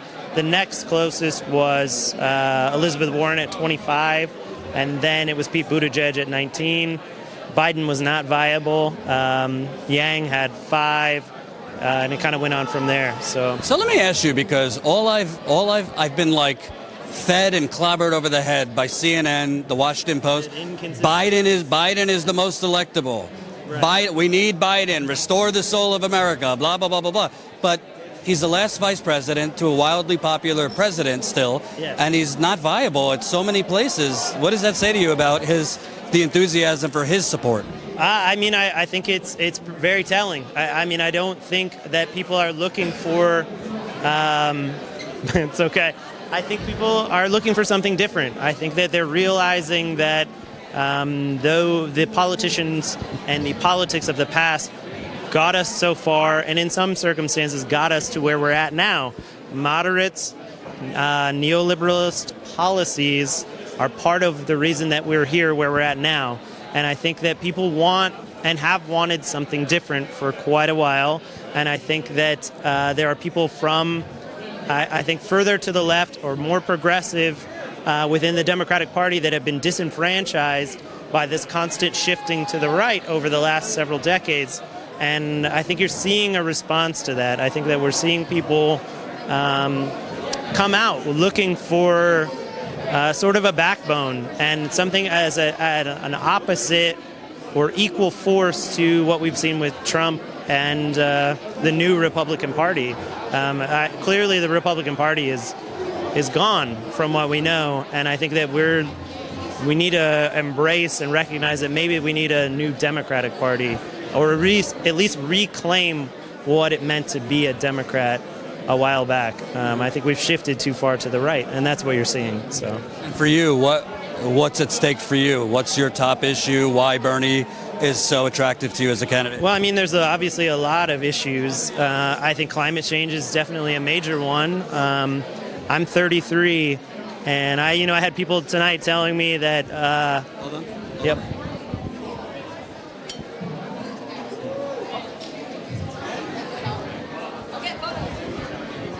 Sorry.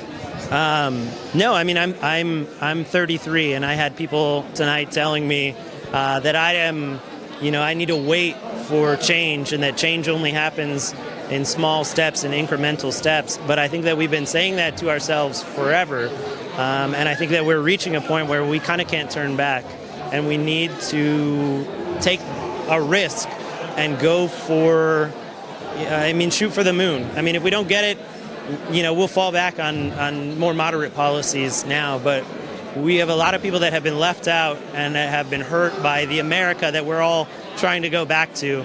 And we need to start thinking about what we want to look like after this election. And so climate change, inequality, racism, fighting back whatever this new wave of fascism is. We can't win that battle with moderate policies. There needs to be kind of an equal response to that. Otherwise, and it's like, it's so ridiculous because basically they're calling Trump a fascist, which I agree with, and they're basically saying, yeah, we'll beat him with like a country club Republican. Right.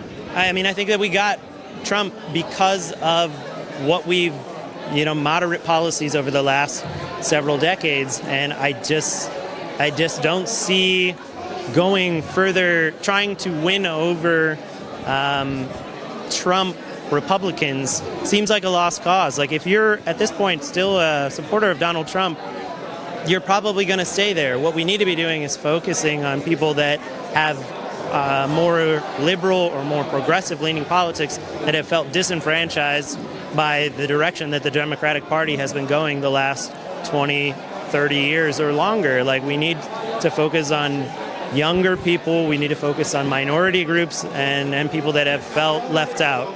It's a good sign tonight.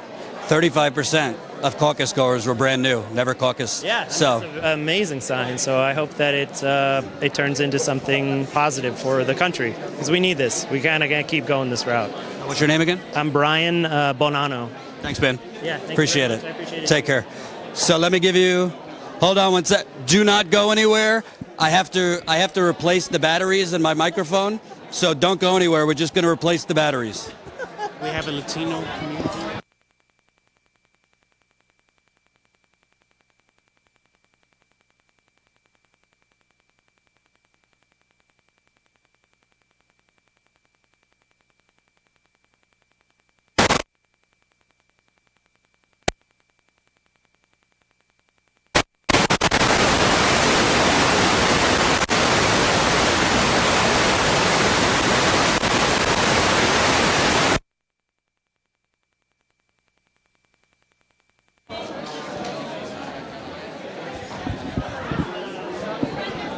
Just 1 second.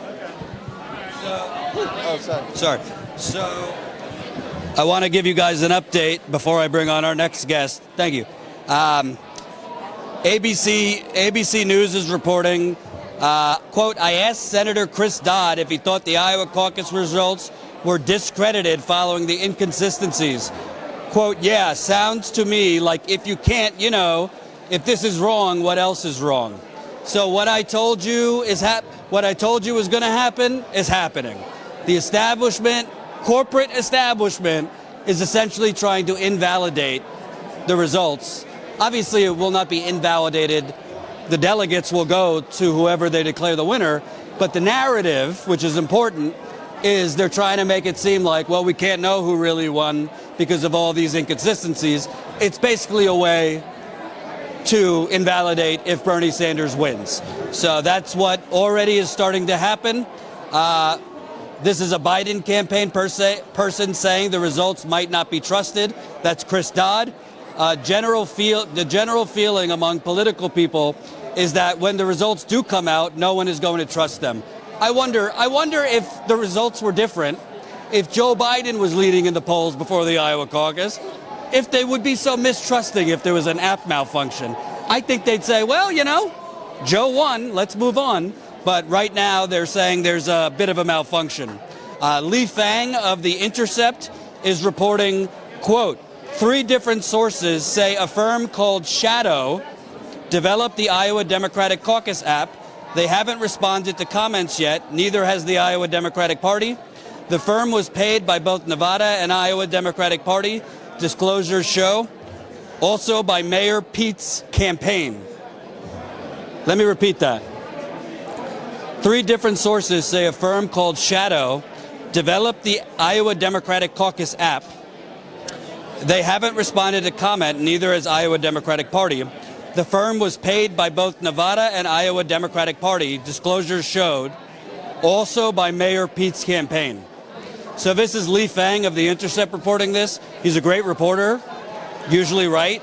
I don't know why Mayor Pete's campaign would be involved with paying the developer of the app.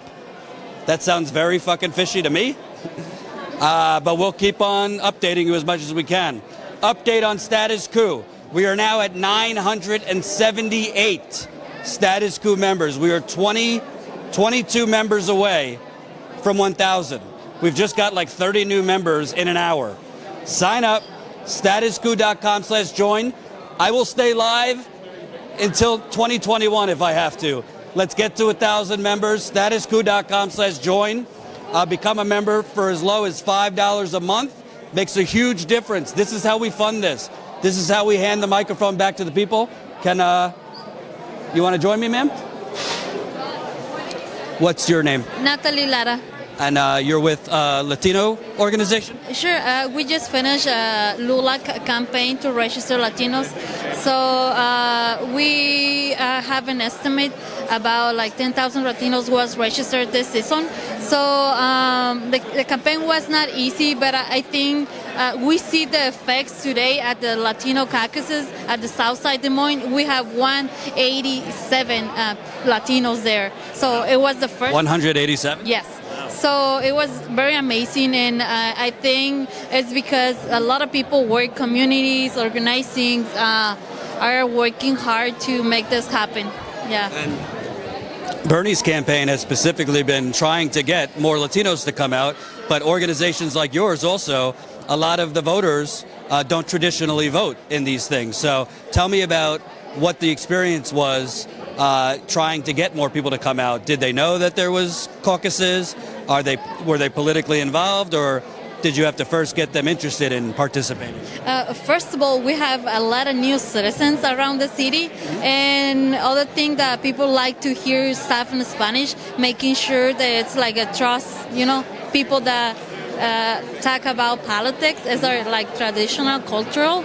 So it was very important to approach them in Spanish. So I was a director, and I have like 3 people like fluent in Spanish.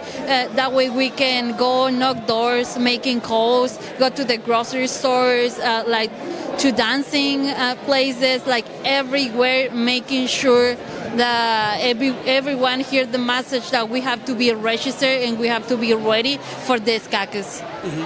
And tell me about Iowa, because obviously it's overwhelmingly white, but there is like a small Latino population, I think like 5 or 6%? We have the 6.2% of Latinos in Iowa. And, Des Moines has Latinos, but more specifically in Sioux City, Perry, Iowa, Marshalltown, Iowa City, the places that we have more population from a Latino community. What are some of the top issues from the people you organized to come out? Is it the economy, healthcare, climate change? What are the top issues the people you got to come out are expressing? I think it's a lot, but immigration is a big issue from us because the system is really not working for anybody. Like myself, I just became a U.S. citizen last December because I was waiting 10 years to become a U.S. citizen. So besides the money, besides the time, besides like everything else, it's like what's going on with the immigration. I mean, we need something that fix this immigration reform, but also people is really focused on college because they have kids, so they want to make sure their kids are in the school. And I hear so much stuff about Medicare for all for the Latino community too. So it's like a combo of everything. But I think immigration is something that it's come up like always, because we visit houses around here in Des Moines, and we always find like a mixed status house. Like the spouses have a green card holder, but the spouse, they don't have any documents, stuff like that. So I think the issue is fix our immigration reform or do anything about immigration. And obviously with this president basically demonizing immigrants, threatening immigrants, the stakes are even higher this election to beat this president who has really threatened immigrants like we've never seen before. For sure. sometimes when I knock doors and I have the name of the person, it's like, I'm looking for this person. It's like, oh, so are you speak Spanish? And I say, yes, we are like organizations to try to make this happen for the Latinos, blah, blah, blah. And then they're like really surprised, but they're really happy about it. There's like, okay, what I have to do? What are the steps that I have to do to register my kids, my sons, like it was really surprise for myself. I lived here for 15 years as an immigrant. It's like felt good to have those conversations in this community that people think is like just white community. And last question, what does it say to you tonight, not just Latinos, but 35% of people that caucus tonight were new? So you have new Latino voters, you have new voters from other demographics. It seems like more people are getting involved all over the place. Is that exciting to you? I'm very excited for that because, like myself, I was working. I never worked in politics before the election of 2017. But after the election, I figured out that I have to go out and do something. So I'm starting to do something here. And after this, I work for a few campaigns. But I feel like we have to do something. We have to become a U.S. citizen. We have to be like, get ready for this. I mean, people have the passion to say right now, we have to be ready. And I have so many family and friends that they say like, I have to be ready for that day. And they make this happen. And I see all these people tonight at the Caucus Latino, and they feel really proud. And, you know, it's hard, but we have to change this. Like myself, I'm finished with that campaign, but I'm working right now with Kimberly Graham campaign to make change the Senate. So the Iowa Senate have to change right now. So that's why I'm working. Now I am the Latino outreach coordinator for Kimberly Graham. So she's running for the Senate. It's very important. And now people asking me about what does she have to do and everything, because they feel like they have to do something now. After the Trump get elected, people is like, okay, we have to do something. And I feel so good. We have 187 people down there in the Iowa Caucus for Latinos or bilingual. So it's amazing. I mean, you have to do this, and I think Iowa will be changed in a few years. What's the name of your group one more time? LULAC. LULAC. Thank you so much. I really appreciate it. So that's a really important group that brought out 187 Latinos to one caucus location. That's incredible. Let me give you more of an update here. Shockingly, Pete Buttigieg is basically giving a victory speech, even though the results aren't out. So that's exciting. Quote, Iowa, you have shocked the nation. By all indications, we are going on to New Hampshire victorious. I don't know where the fuck this guy comes up with this stuff because there's no results. But hey, Pete Buttigieg, just like he made up his record in South Bend, Indiana, just like he made up that he demolished 1,000, that he made up that demolishing 1,000 homes in 1,000 days, mostly homes in black and brown neighborhoods.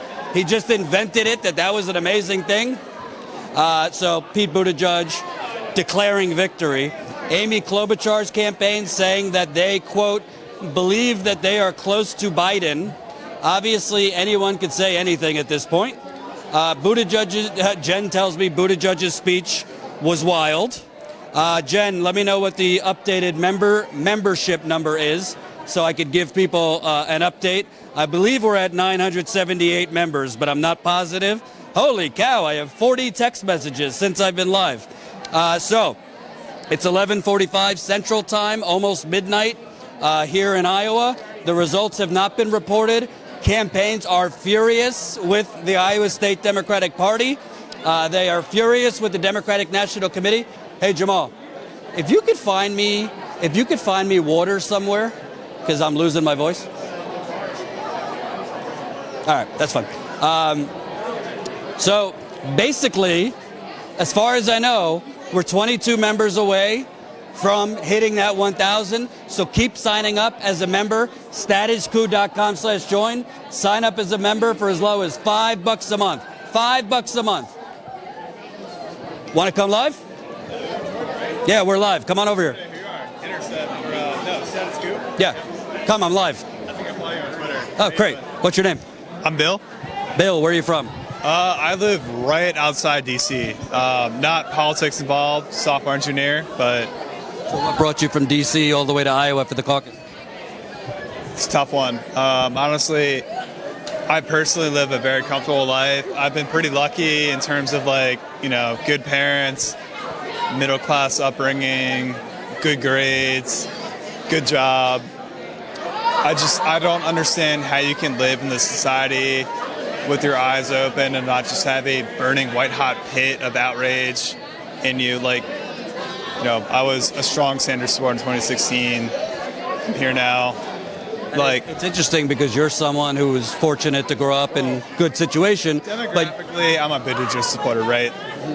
But yeah, well, I mean, I was I'm not even my family is not wealthy by any my family.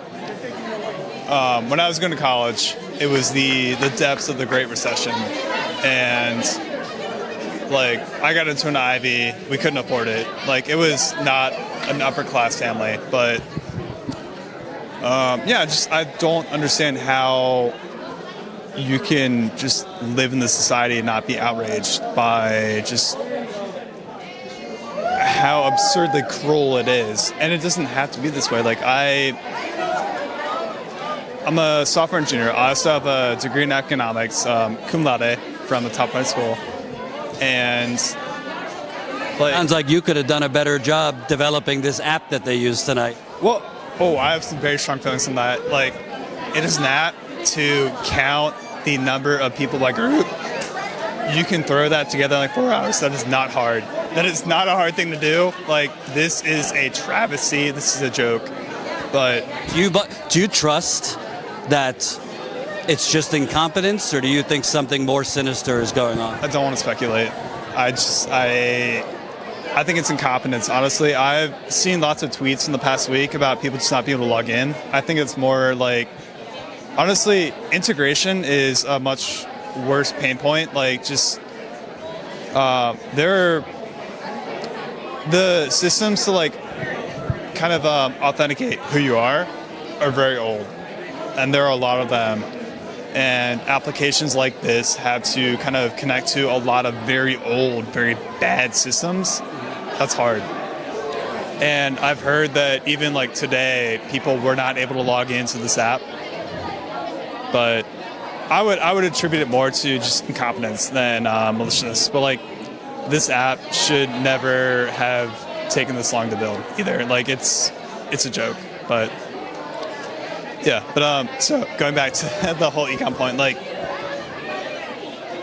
Sanders' plans are just not only just morally right, even if you are a Christian, they are the just the right thing to do. But economically, most of those plans, you look at them as investments. We already subsidize tuition for in-state schools, right? I went to my in-state school and saved probably $20,000 a year on tuition. We already do that, and countries around the world do that, and it works. It makes sense. Medicare for all. Most developed countries, even a lot of third world countries, have a state-run healthcare system, and it is better than us. Iran statistically has a better healthcare system than we do, and it works. Just the big S socialist label scares people off. I understand that, but it's just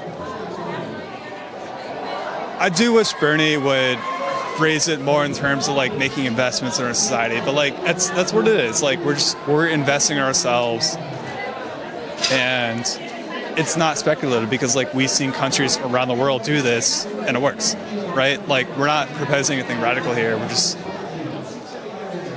saying, hey, let's follow the example of all of the countries that we actually, we bailed out back in the 40s in Europe with the Marshall Plan. Like, yeah. Thanks, Ben. Really appreciate it. I appreciate you as well. Like, Thanks. Yeah. Take care. So let me give you an update here. We're 9 minutes till midnight here in Iowa. We are at 987 members.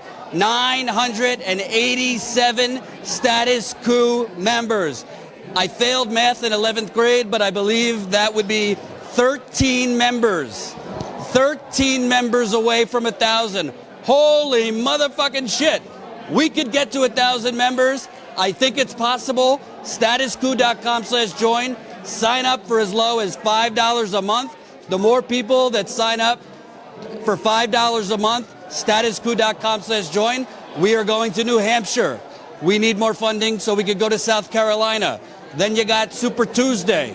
We want to cover it all, but I have no money from bankers. I have no money from fossil fuckers. I have no money from big real estate, big pharma, Silicon Valley. No plutocrats from the Democratic Party. No plutocrats from the Republican Party. So, is real independent journalism worth it to you? You can become a member for as low as a cup of coffee a month. That's $5 a month. Keep it coming. I got to drink some water.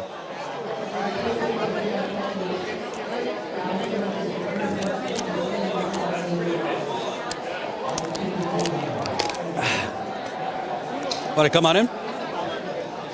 Oh, you again. Yeah. I like being on TV. So, all these shenanigans, we can't get the results. Pete Buttigieg just went on television, apparently, basically declaring himself the victor with no results. You're a young person.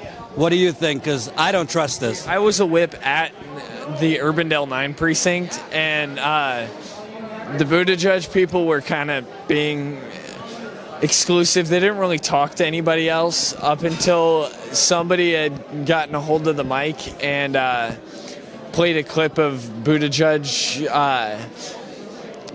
basically telling a group of African American people that he wasn't asking for their votes. So wait. So who said? Buttigieg had said this. Like, I know that, but somebody said it tonight. Somebody had taken their phone and played the clip over the microphone at my Caucus station. Wow. And how did people respond? There was a lot of laughter from everybody that wasn't a Buttigieg person, but there was a lot of red faces in the Buttigieg area. And Buttigieg came in third at my precinct, with Bernie coming in first, and I believe Warren coming in second. So the person they call the most electable, Joe Biden, didn't even make it to 15%? He was there, but he made it to being able to. He just didn't have as many as everybody else. He got 2 delegates, whereas the other 3 that I mentioned had gotten 3. What about, before I went live, the numbers might be even better for Bernie now, but before I went live, age 17 to 29, Bernie had 50% of your age group. Tell me, as a young person, I assume you're what, like 17, 18? I'm 21. 21. Tell me, what is it about Bernie that gives you hope? 1, the free college. 2, the medical expenses, because I have EE, which means I have a smaller esophagus that swells up when certain foods enter my esophagus, and they've never been able to figure out what that is, so sometimes I have to go in and get an upper endoscopy done so that they can clear the food out. And every time that happens, it's like a $7,000 bill, and the insurance only covers like $3,000 of it. How do you even afford that? That's crazy. Currently, I'm not affording it. I'm just setting the bills aside. So you're basically facing, unless something changes, a lifetime of debt. Yeah, pretty much. And that's kind of why I'm voting for Bernie. I caucused for him in 2016. I actually ended up being a delegate, but it never ended up going anywhere. And I'm hopeful that this year he's going to make it. So basically, because of no fault of your own, just an illness, genetics, you are going to have lifetime of a cloud over your head, hard to get a house with that kind of debt, cars, the whole nine, basically because you live in America that our government has basically provided for businesses rather than citizens like you. Exactly. And then there's Trump, where how many times did he declare bankruptcy on his own businesses? But his first focus is everything that doesn't have to do with the middle class and people below the poverty line. He's like, oh, I'm going to give... Hold on. Yeah. We're going to have tax breaks. But he only gives those tax breaks to the 1%.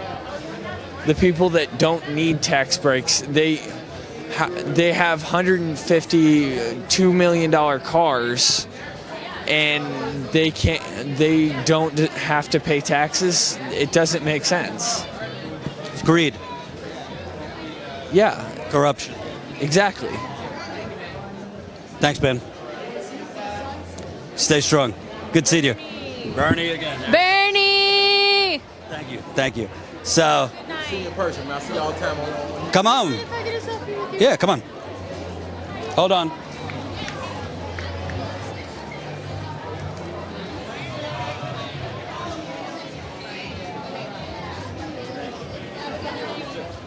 Come on in, man. Let me make sure we don't have any other updates.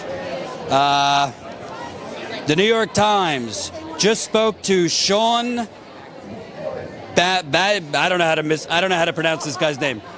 New York Times just spoke to Sean something, chair of the Polk County Democrats, the biggest county in Iowa, said the state did not hold app-only tests and training with his 177 precinct chairs, and as of Thursday, they had decided to just call in the results. What a fucking disaster this is. They did not expect the phone hold times and were anxious to get their results in, so his county executive director took pictures of their result pages on her phone and drove them over to the Iowa Democratic Party headquarters. But when she got there, she was turned away. What an absolute disaster. We are now at 988 members, 12 more members to go. Statuscoup.com/join. Let's get to 1,000. Sign up for $5 a month. What's your name? Brian Cheatham. Where are you from, Brian? Chicago, Illinois. Chicago. What brought you into Iowa from the Windy City? Represent for Bernie. Represent Chicago for Bernie. You know, I've covered Chicago a lot, and it's really, really troubling to me the gross gentrification that has gone on there. How they've basically, Rahm Emanuel, other folks, have basically given away the city to real estate developers, pushed black people as far out as they can. I mean, the Riverwalk, it looks nice, it's nice to walk, but honestly, Chicago's nice for 20 blocks, and then the government has left the rest to kind of fend for themselves. Under Bill Clinton, they gutted. Chicago's part of the Rust Belt. We had steel there. We had all kind of industry, and we were gutted. Jordan, what is this shit about Pete? I'm live. Huh? I'm live right now. Oh, sorry. Chicago's been gutted under all these bogus trade deals. Bill Clinton, Joe Biden. Chicago just gutted. So it's just a continuing cycle. Rahm Emanuel is part of the same industry, that same establishment that's been just gutting the black community like crazy. And what's crazy to me, I was at an event 2 days ago for Biden. He has the gall to say, "I'm a union man. I'm not afraid to say the word union." Meanwhile, this guys like him been pushing NAFTA, been taking money from union busting companies like Comcast, and the media doesn't report on it. And they just look at it like, oh, globalization's great, we're competing with other countries, and none of them have to pass by those closed down plants. Thanks to people like you, who independent media go straight to YouTube and straight to the people. Corporate media is part of the problem. They have been in cahoots with politicians for years, and we thanks to, like I said, people like you, thanks to all this independent media, we could get the truth. And through corporate media, they've been lying to us for years, and we finally can see what's really going on. They can't hide it because you're going straight to the people.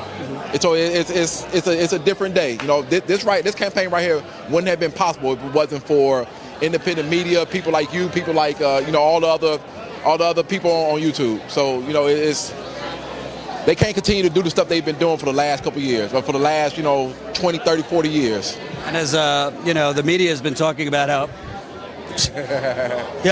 you got to make sure people don't.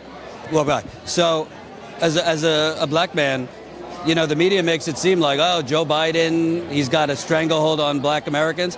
But Bernie's doing a lot better than he did in 2016 among black Americans. For you, what will Bernie do, not only to lift people economically, but to finally have some accountability? I mean, black people are being murdered all over this country with no accountability. You have police departments where police just execute people. I mean, in Chicago, Jason Van Dyke wouldn't face jail time unless that video came out, which Rahm Emanuel tried to cover up from coming out. They had to push that to get that out. Somebody had to push that to get that out because media, Rahm Emanuel would have hit that. That one had came out. If it wasn't for a reporter trying to to push that out, that one had came out. And they blocked it, and they tried to do everything they can to stop that. And that's been going on for years. Why do you think Bernie is somebody who could really, obviously he's not God, but will finally fight on behalf of black people? He's telling the truth. That's different. We've been lied to for so long. It's not funny. He's telling the truth. What I'm saying? The Democratic establishment is in cahoots with corporate, and they're bought and paid for by corporate, and they're being shored up by corporate media. So it's like they're lying to the people. And one of the things about Bernie is, one of the main reasons that Bernie's doing better this time around, because of people like you, because of independent media, because of these young kids. We could go on YouTube, we could verify the facts based upon YouTube. And the reason why he's not doing better by older folks is because they get their news from corporate media. Corporate media is lying to them. That's why you have kids out in the streets revolting. These kids out in the street, they're not buying it. We refuse to vote for the establishment because we know better. We could go on YouTube and we could see what this man been doing for the last 40 years. So that's why Bernie Sanders is more powerful this time. Is more and more people starting to see the truth and starting to see the things where they are. Thanks, man. What's your name again? Brian. Thanks, Brian. All right, appreciate it. Good to see you in person, man. Awesome. So, we're going strong. Hey, man. What are the results looking like? What is everything looking like? I don't know. I'm about to show. Hold on. Okay. So, CNN Chiron. Source. Officials hope for results. Officials hope for results sometime Tuesday. Sometime Tuesday, officials hope for results. What a mess. But I got results for you that are equally important. We are at 998 status coup members. 2 members away from 1,000. Statuscoup.com/join. We've grown since I've been live. I don't even know how long I've been live. I think 4 hours. I think we've grown 75 members since I've been live. Sign up. We'll get to 1,000, and then we're going to keep going. No, I got to go to bed soon. Statuscoup.com/join. Become a member for as low as $5 a month. We are 2 members away from hitting 1,000. Thank you to all of our new members. This is the funding we need to go on. We're going to New Hampshire. We are going to go to South Carolina. And if we get the funding, we're going to try to cover this entire campaign through you. So keep signing up. Statuscoup.com/join. Let's see what else is going on. It's really, honestly, I really don't want to say I told you so, but I literally said what's happening tonight. I said this days ago. This is going to be a giant fucking clusterfuck. Excuse my French. And I don't trust the Democratic Party. I don't trust the state parties. She just said you're right not to. And I'm proven right. Why in the world? Come on over here. Why in the world are they using an app? Why are they using an app? Why won't they tell us who developed the app? Why are we getting reports that they didn't even test the app? What's your name? George. George. Where are you from, George? I'm from Chicago. I was a precinct captain today, though, in one of the nearby is a smaller precinct. We had 15 people. And there was a little bit of a rule thing where even though Bernie won 40 to 20 to 20 to 13 to 6, the delegate went to Joe Biden Because how did Bernie win 40 to 20 and the delegates went to Biden? Because there's a thing where in a single delegate precinct, apparently when you elect the delegate, they can choose whoever they want. And so regardless, it should be, obviously, that the delegate is assigned to whichever candidate won. And we won by so much. You should have seen the faces on our caucus goers, man. It was just like this dejected look, like, why did we spend all night doing this? Can I ask you a question? Yeah. And this is like the elephant in the room. I know everybody loves Iowa, but this is not a fucking sane system. The caucus system is not weird. sane. It's bizarre and ridiculous how they do things. And I don't know that it was designed to be able to scam, but now that it exists like this, it's open, it's vulnerable to scamming like this, because it's kind of like a throwback, I think, to the old days when people got together in the barn and everybody, okay, who do you want to be our leader, that kind of a thing. And that's kind of quaint. The problem is nowadays there's too much like nasty stuff, and this opens it up to that. Somebody was showing me their phone. Oh, look at this. Bernie won by a whole bunch, shared the same number of delegates, precinct by precinct. So not exactly what happened in mine, not as bad, but still, like, what the heck? That's not democratic. If Bernie won by 40%, why does he have the same number of delegates as the next guy, right? So I agree with you. It's a messed up kind of a deal. I don't get it. And what are your thoughts on, all of these coincidences, The week before the caucus, the gold standard won't release its poll because Mayor Pete complained that one person was called and wasn't given him as an option. It just got leaked tonight that Biden was under 15% in the Des Moines Register poll. Go figure they didn't release the poll, right? Shocking. So weird, isn't it? Yeah. You're a little bit of an older guy, wisdom. I don't know about that. The DNC. I don't trust this at all. I'm not a conspiracy theorist. I go where the facts go. But there's too many coincidences. Like right now, why are we not finding out what happened today? Come on, man. They know what happened today. At least give us some indication. Right. Let us know the major precincts or something like that. I mean, look, I really respect Bernie for wanting to try to work from within the Democratic Party. There may come a time where we just got to say, dude, this is rough. We'll see what happens, right? Right. Anyway, by the way, you're awesome. Thanks, man. Really appreciate it. Oh, it's great. Thank you. I like democracy now, too. So. Sounds good. See Thanks. Here, take my card. Oh, thanks. Okay. So, we're still going. Bernie supporters walking out. Woohoo! Come on. What's your name? Hello. My name's John. John, where are you from? Illinois.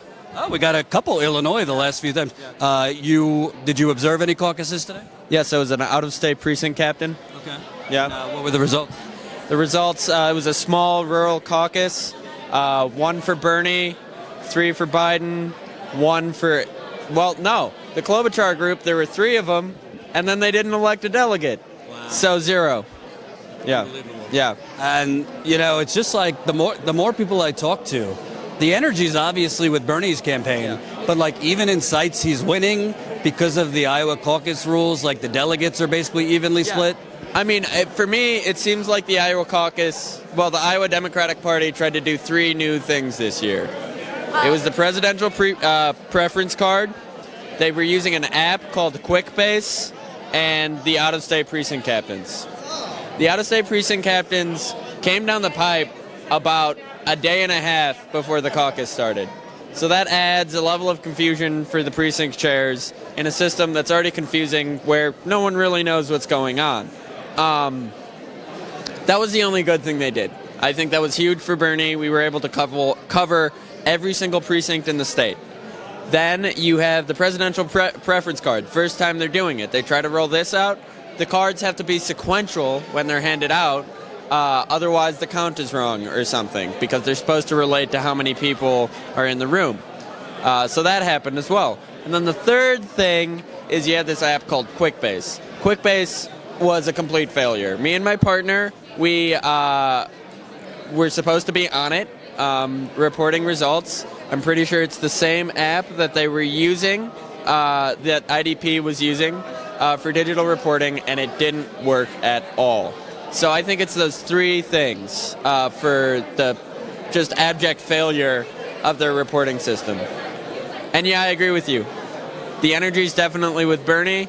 I'm hearing a lot of stories from people about, they call them centrist orgies, where like, if Biden and Klobuchar weren't viable, Pete, right? Ooh, a centrist orgy sounds really disgusting. Sorry. Yeah. But yeah, so that's sort of, that's what I gather from it all, yeah. Thanks, Ben. All right, thanks. Appreciate it. I have breaking news. I have a breaking news announcement. We have reached 1,000 Status Coup members. If I had fireworks, I'd be playing my fireworks off, baby. 1,000 members. Statuscoup.com/join. Thank you to our new members. This is really, really amazing. We didn't think we were going to get here tonight. And this is how we fund the reporting, through you. Thank you to everybody who has signed up. Thank you to all our members that we had before. And thank you to all our future members. This is how we fund real investigative, in the field journalism, through you. So keep on signing up.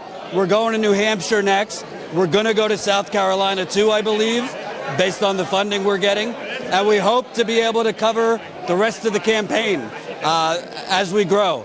We're never, ever, ever going to take money from the bankers, the fossil fuckers, big pharma, big real estate. We don't want your money. We do want your money. And even people who can't sign up as members, if you can't financially support, you could always press the like button. You could always share. You could always spread the word. Spread the word. So you have a lot of Bernie people here walking out. You have a lot of Bernie people here walking out, excited, this and that. I saw you. He won. Sorry. They're screwing him. They're screwing Bernie. Sorry. We're live. They're trying not to give us the celebration. Guys, this seems like a real screw job. Yes, it is.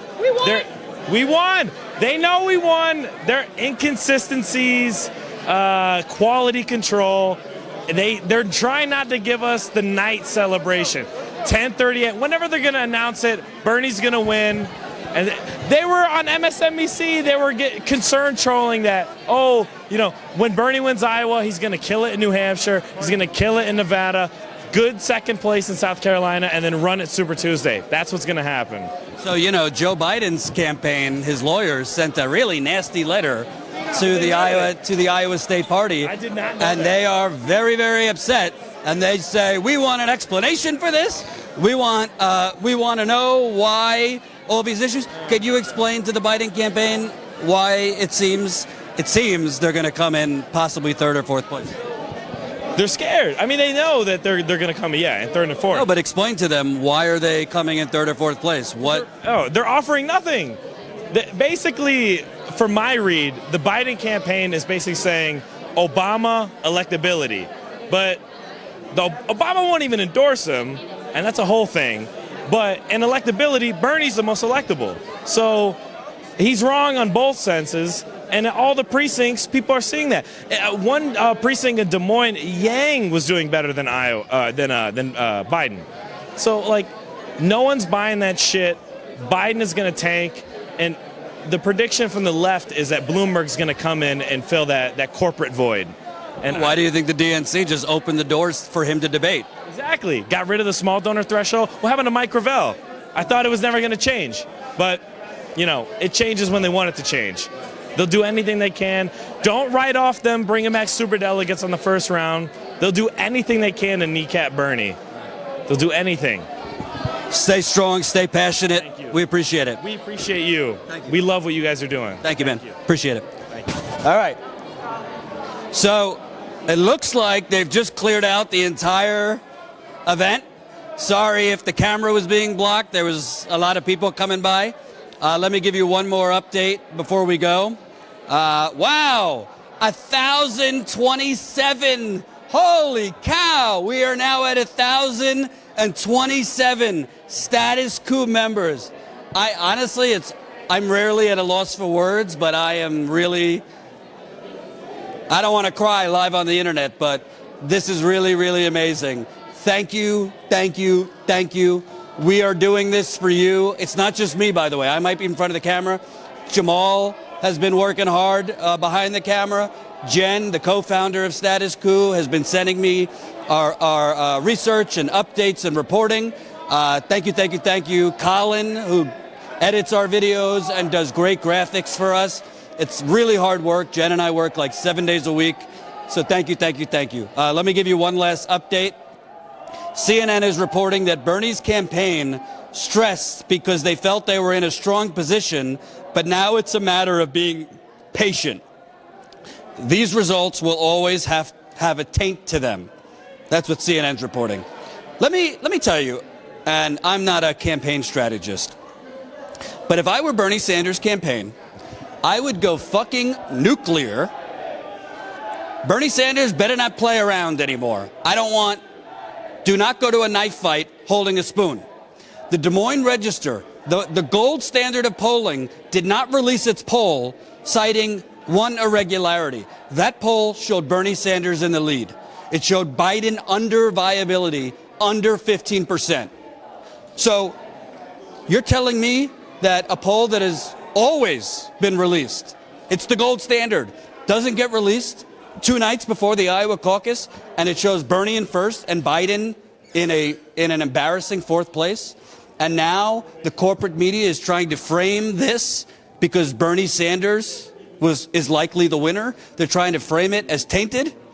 Bernie's campaign, I hope, I doubt that they are watching, but Bernie's campaign, for the love of God, you better go nuclear. Do not allow Pete Buttigieg and the corporate media to frame the Iowa caucus as a victory for them.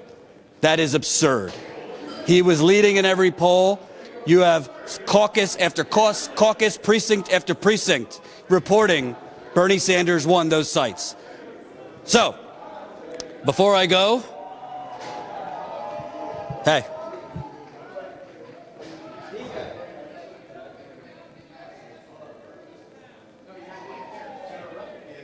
Yes. All right, so Bernie's campaign apparently just released a press release. So it seems like they're taking my advice because they are releasing their results. Bernie's campaign is releasing their results. So I'm about to read to you what they just released. Thank God they are not letting CNN and the rest of them set the narrative. So, Bernie Sanders' campaign just released this press release. Wait a minute, I could just get it in my email. Hold on.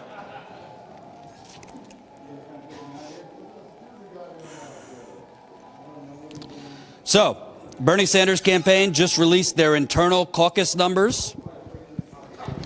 Due to the failure of the Iowa Democrat, this is what they wrote in their press release.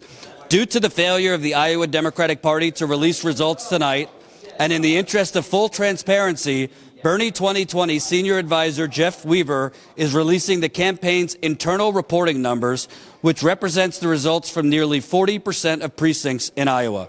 Quote, "We recognize that this does not replace the full data from the Iowa caucus, Iowa Democratic Party, but we believe firmly that our supporters worked too hard for too long to have the results of that work delayed," Weaver said.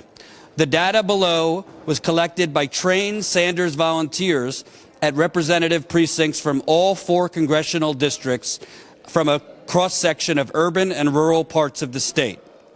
So the data shows Bernie Sanders 298, trying to read this correctly. Okay, it shows the first count. So the first count, it shows Bernie Sanders at 28%.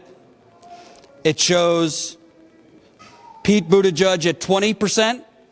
So Bernie was at 28% on the first round. Pete Buttigieg at 20%. Elizabeth Warren at 19%. So Bernie 28, Pete 20, Elizabeth Warren 19. Joe Biden at 13. So Bernie 28%, Buttigieg 20%, Warren 19%, Biden 13%. Klobuchar, 11%. Now we're going to go to the final count percentage. Bernie, 29%.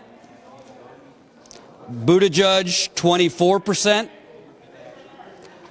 Warren, 21%. Biden, 12%.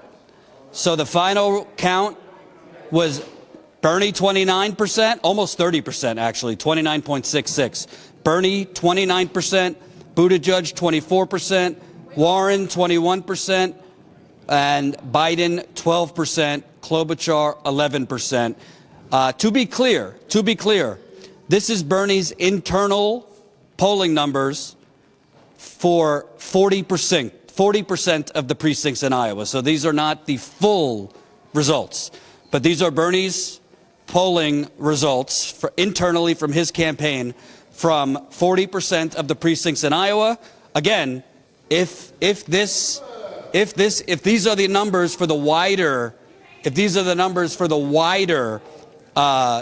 full precincts, according to Bernie's internals, he won by 5 percentage points. If these numbers for these 40 precincts or 40% of precincts, if you expand them to 100%, then he won by 5%. Buttigieg at second, 24%. Warren at third, 21%. Biden, the most electable, below the viability at 12%. And just so Andrew Yang supporters know, the final count for Andrew Yang was, according to Bernie Sanders' internal polling, was almost 1%. So this is Bernie's internal numbers, not for the whole caucus, but for 40%. All right, folks, I love you, but Jamal and I are about to pass out. Thank you so much for watching. We've been live. I don't even know when we started. I think before 8. Thank you to all our new members. We're finishing with, I believe, Jen, how many members do we have? 1,027 members. It's just unbelievable how many new members we got tonight. It's so amazing that people truly appreciate real, in-the-field journalism. We can't do this without you. Our goal is to hire additional reporters, additional producers, additional people for marketing, social media. So all of your help makes a huge, huge difference. I thank you. We're actually not flying out tomorrow. We're staying in Iowa tomorrow because flights were way too fucking expensive to fly out the next day. So I will be live again tomorrow. Make sure you sign up for our email list because YouTube does not like to notify you all the time when we're live. Actually, YouTube, most of the time, will not notify you. So you could sign up to our email list by going to statuscoup.com. You'll get a little pop-up. Enter your email. For those of you that have already signed up for our email list, make sure that our emails are not going into your spam because we are having a lot of emails going into spam. We also have a text list. So if you want to be on our text list to get text messages when we're live, text COUP. That's COUP to 474747. Thank you for watching. Thank you, Jamal, behind the camera. Thank you, Jen, for your help. Thank you, Colin, for the wonderful graphics. Thank you for all the super chats that I didn't see. And we will be back to you tomorrow to update you on the madness. Status Coup. We exist to give as you saw tonight, we truly exist to just hand the microphone back to the people. You will never see these people on CNN. You won't see them on MSNBC. You won't see them quoted in the Washington Post, the New York Times. You will see them on Status Coup. Thanks again. Have a great night. We will be live tomorrow. Peace out.